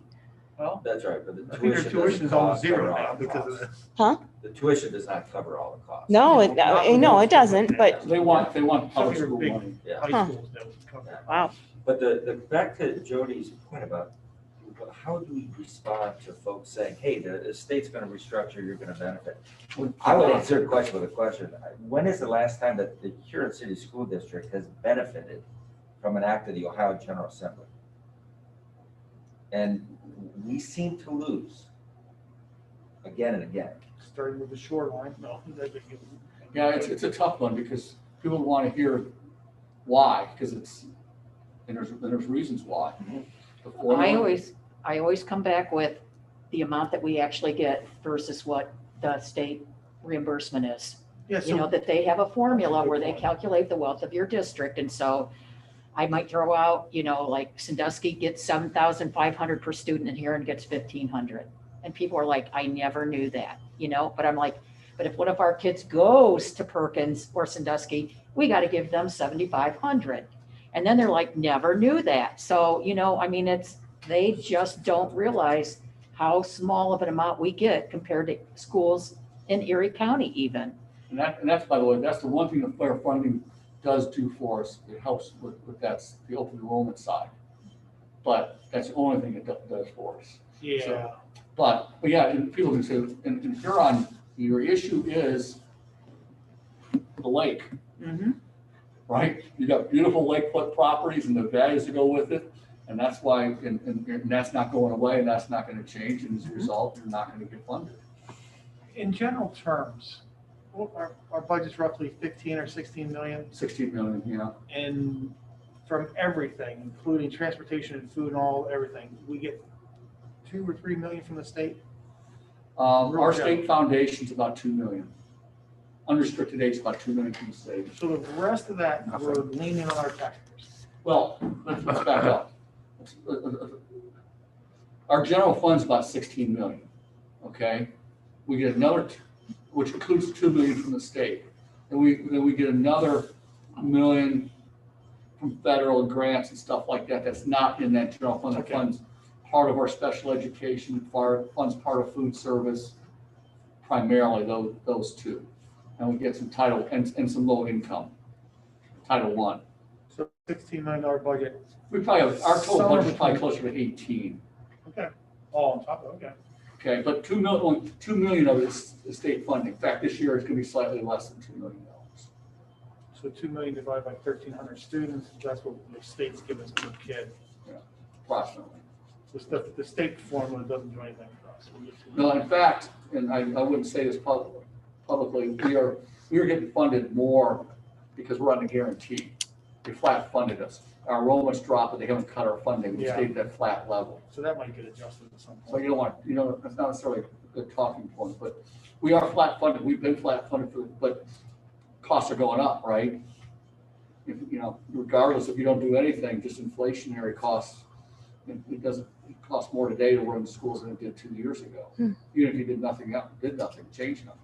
Randy, are we about 70% local funded for our Yeah. district? About 70? And that's a good talking point as well because of the wealth of our district, perceived wealth of our district. 70% of the funding the burden is on the local taxpayer. And 60%, and most of that is residential, because we don't have that much commercial. Yeah, so I'm thinking just even in Beechwood Cove in our neighborhood, the people that live along the lake, 7 of those homes, those are all summer homes. And those people don't live in Erie County or even in Ohio and don't even vote. I don't know any of them people. Oh, I do. I But know I'm one just person who saying- Votes and pays taxes. But I'm just saying, that whole swath of You're right about that. land You're right about in that. Beechwood Cove that is, That's our Hasn't advantage always that they been like can't that. vote no. Yeah. There's Yeah. probably, I don't know who you counted, but there's 2 or 3. there's 7. 2 or 3 people paying taxes. Oh, yeah. Dr. Jonathan, your mom. Murray, The my Murrays. mom, It's Johnson. just- Yeah, there's a Yeah, handful. there's a handful that live there, but most of them don't. Most of them, these are their second homes. That's a good point. They're from Cleveland, they're from, yeah. Second homes at Yeah. Turtle Bay. Yeah, so, Yeah, but the but same that's- thing in Chaska There's though, several too. neighborhoods like that too. Yeah. Yeah, so it's Yeah. interesting. The newest one there's a second home. Huh. Well, that works to our advantage. It does, because they get They can't taxed, vote. they can't vote no. Yeah. But it's the other, it's the rest of the population too. It's not necessarily just on the water, Mm-hmm. you know, the age of our population, Mhm. demographic. Mm-hmm. Not quite as interested in the schools anymore when you get into your 70s. Yeah, it's nice, but you know, you're not paying that much attention necessarily. I paid Yeah, for paid my for them, kids when yeah. they were in and let somebody else pay Or for you're them just the now. opposite, where you love the school and you pay attention. So it's not fair to take everybody with one brush. Mhm. Yeah. Well, and it comes back to what we talked about, the health of the city, the health of our school system. If our school system isn't doing well, our city's not going to do well. If our property taxes fall, you know, that's going to hurt our funding. It's all one big circle. Mhm. You know, we've The all school got to. district really is the foundation of a community. Mm-hmm. They are. And I don't think a lot of people realize that. You know, if you don't have a high performing district, you know, new people come in, it's like what you said, they're looking around and it's Mm-hmm. like, am I going to go to Edison? Am I going to go Perkins, Huron? You know, where am I going to, what Yeah. community best serves my family's needs? And if your school district's quality is in the dumper, that Yeah. affects. Well, No, you're absolutely yeah. right. And coming from the outside, when you see it, and that stuff stands out big Mhm. time. Depends on where Yeah. you're at in your life, but when you have little kids, you look, absolutely. Yeah. Sometimes I think we take it for granted. I think, you know, sometimes we walk around with a little bit of a complex. We should walk around with some type of swagger. We should be, you know, say, we're gonna pass this levy. We know we're gonna pass this levy. This district is so great, not take it for granted, but just go in it with a little bit of cockiness, maybe, you know, confidence. Yeah, we're the model of efficiency in one way, and he had, I'm sure that graphic is in there. Our performance is consistently above average. Our investment per student is consistently below average for the last several It's years the running. best deal in the area. So return on investment is significant. And I know, even talking to Amy Roldan, people ask when they come into the chamber, they want the packet about the schools. Mhm. They want to know about the schools. You know, that's one of the biggest asks when people come into the chamber office is the schools. You can move to Huron and not even think about sending your kid to a private school. You don't even have to think about it. That's right. This is such a value, such a deal. And that's what we have to capitalize on when your campaign is about celebrating the accomplishments, celebrating the program. It's a celebration, and that's part of the messaging, the positivity of what's occurring in the district. That's a great word, is celebrating. That maybe this levy should be about celebrating. Yeah, instead You of know, sounding desperate and vague. yeah, Instead, yeah. Just get that and say, we're darn good and we're gonna remain good and we just need you to go along with us. Yep. Just keep- Yeah. just keep- you know, Yeah, and at the core is that effectiveness. Mhm. You know, that effective return on a community investment. On your investment. Mhm. And we're celebrating that. We're celebrating great students as a product of community investment.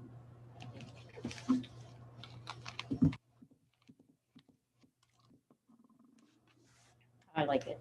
I do too. You know, it's the, you know, you guys had, you know, obviously Denny and Andy's relationship really flourished over the years, and how's things going with Matt? You seeing the same likelihood or same, approach on his part, willingness? Only met him once. Randy and I met with Matt and Mike Corey, the keeping. We meet every 2 weeks or such.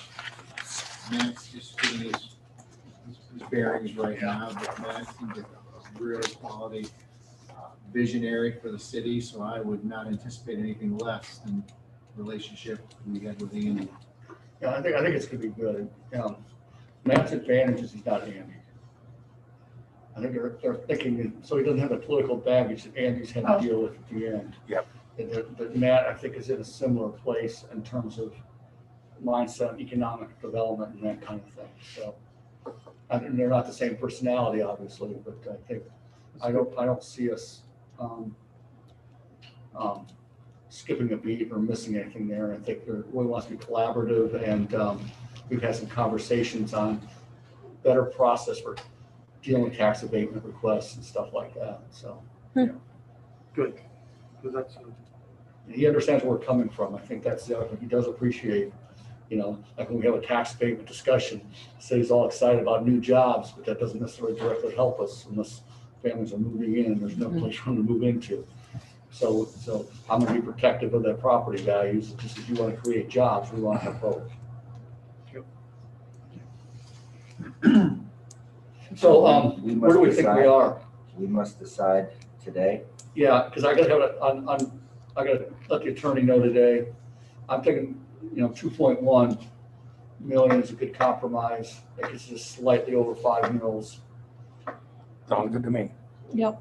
I feel comfortable with that. Me too. I think there's an opportunity to adjust it at the necessity level, but when the actual calculation comes back, but that's what I'll put in there. So that's what you'll have on the agenda on Tuesday. You won't see the actual resolution probably till the last minute, unfortunately, but the placeholder is on the agenda for. Okay. Thanks, Randy. Good discussion. Yeah, great discussion, everybody. That's it for that piece. Okay. So, Time is it? Are we on schedule we're or? actually slightly ahead, Oh, so. good. It's ahead of, so, yeah, So do we need to make a motion to go into executive session then, or? I believe so. Okay. Can we have a motion, please, to go into executive Oh, session? so moved. Thank you, I'll Jody. second. Thank you, John. Randy, call the roll. Mrs. Mass. Yes. Mr. Jones. Yes. Mr. Slocum. yes. Mr. Ward. Yes. Mrs. Green. Yes. Just give me a Okay. second to stop the recordings and Zoom. Come on. Oh, we're slow. We could put a mask over the camera. Unplug this. Some people's like Christmas decorations and stuff I've noticed they've had like masks on, Mm-hmm. Creative. some of their outdoor things.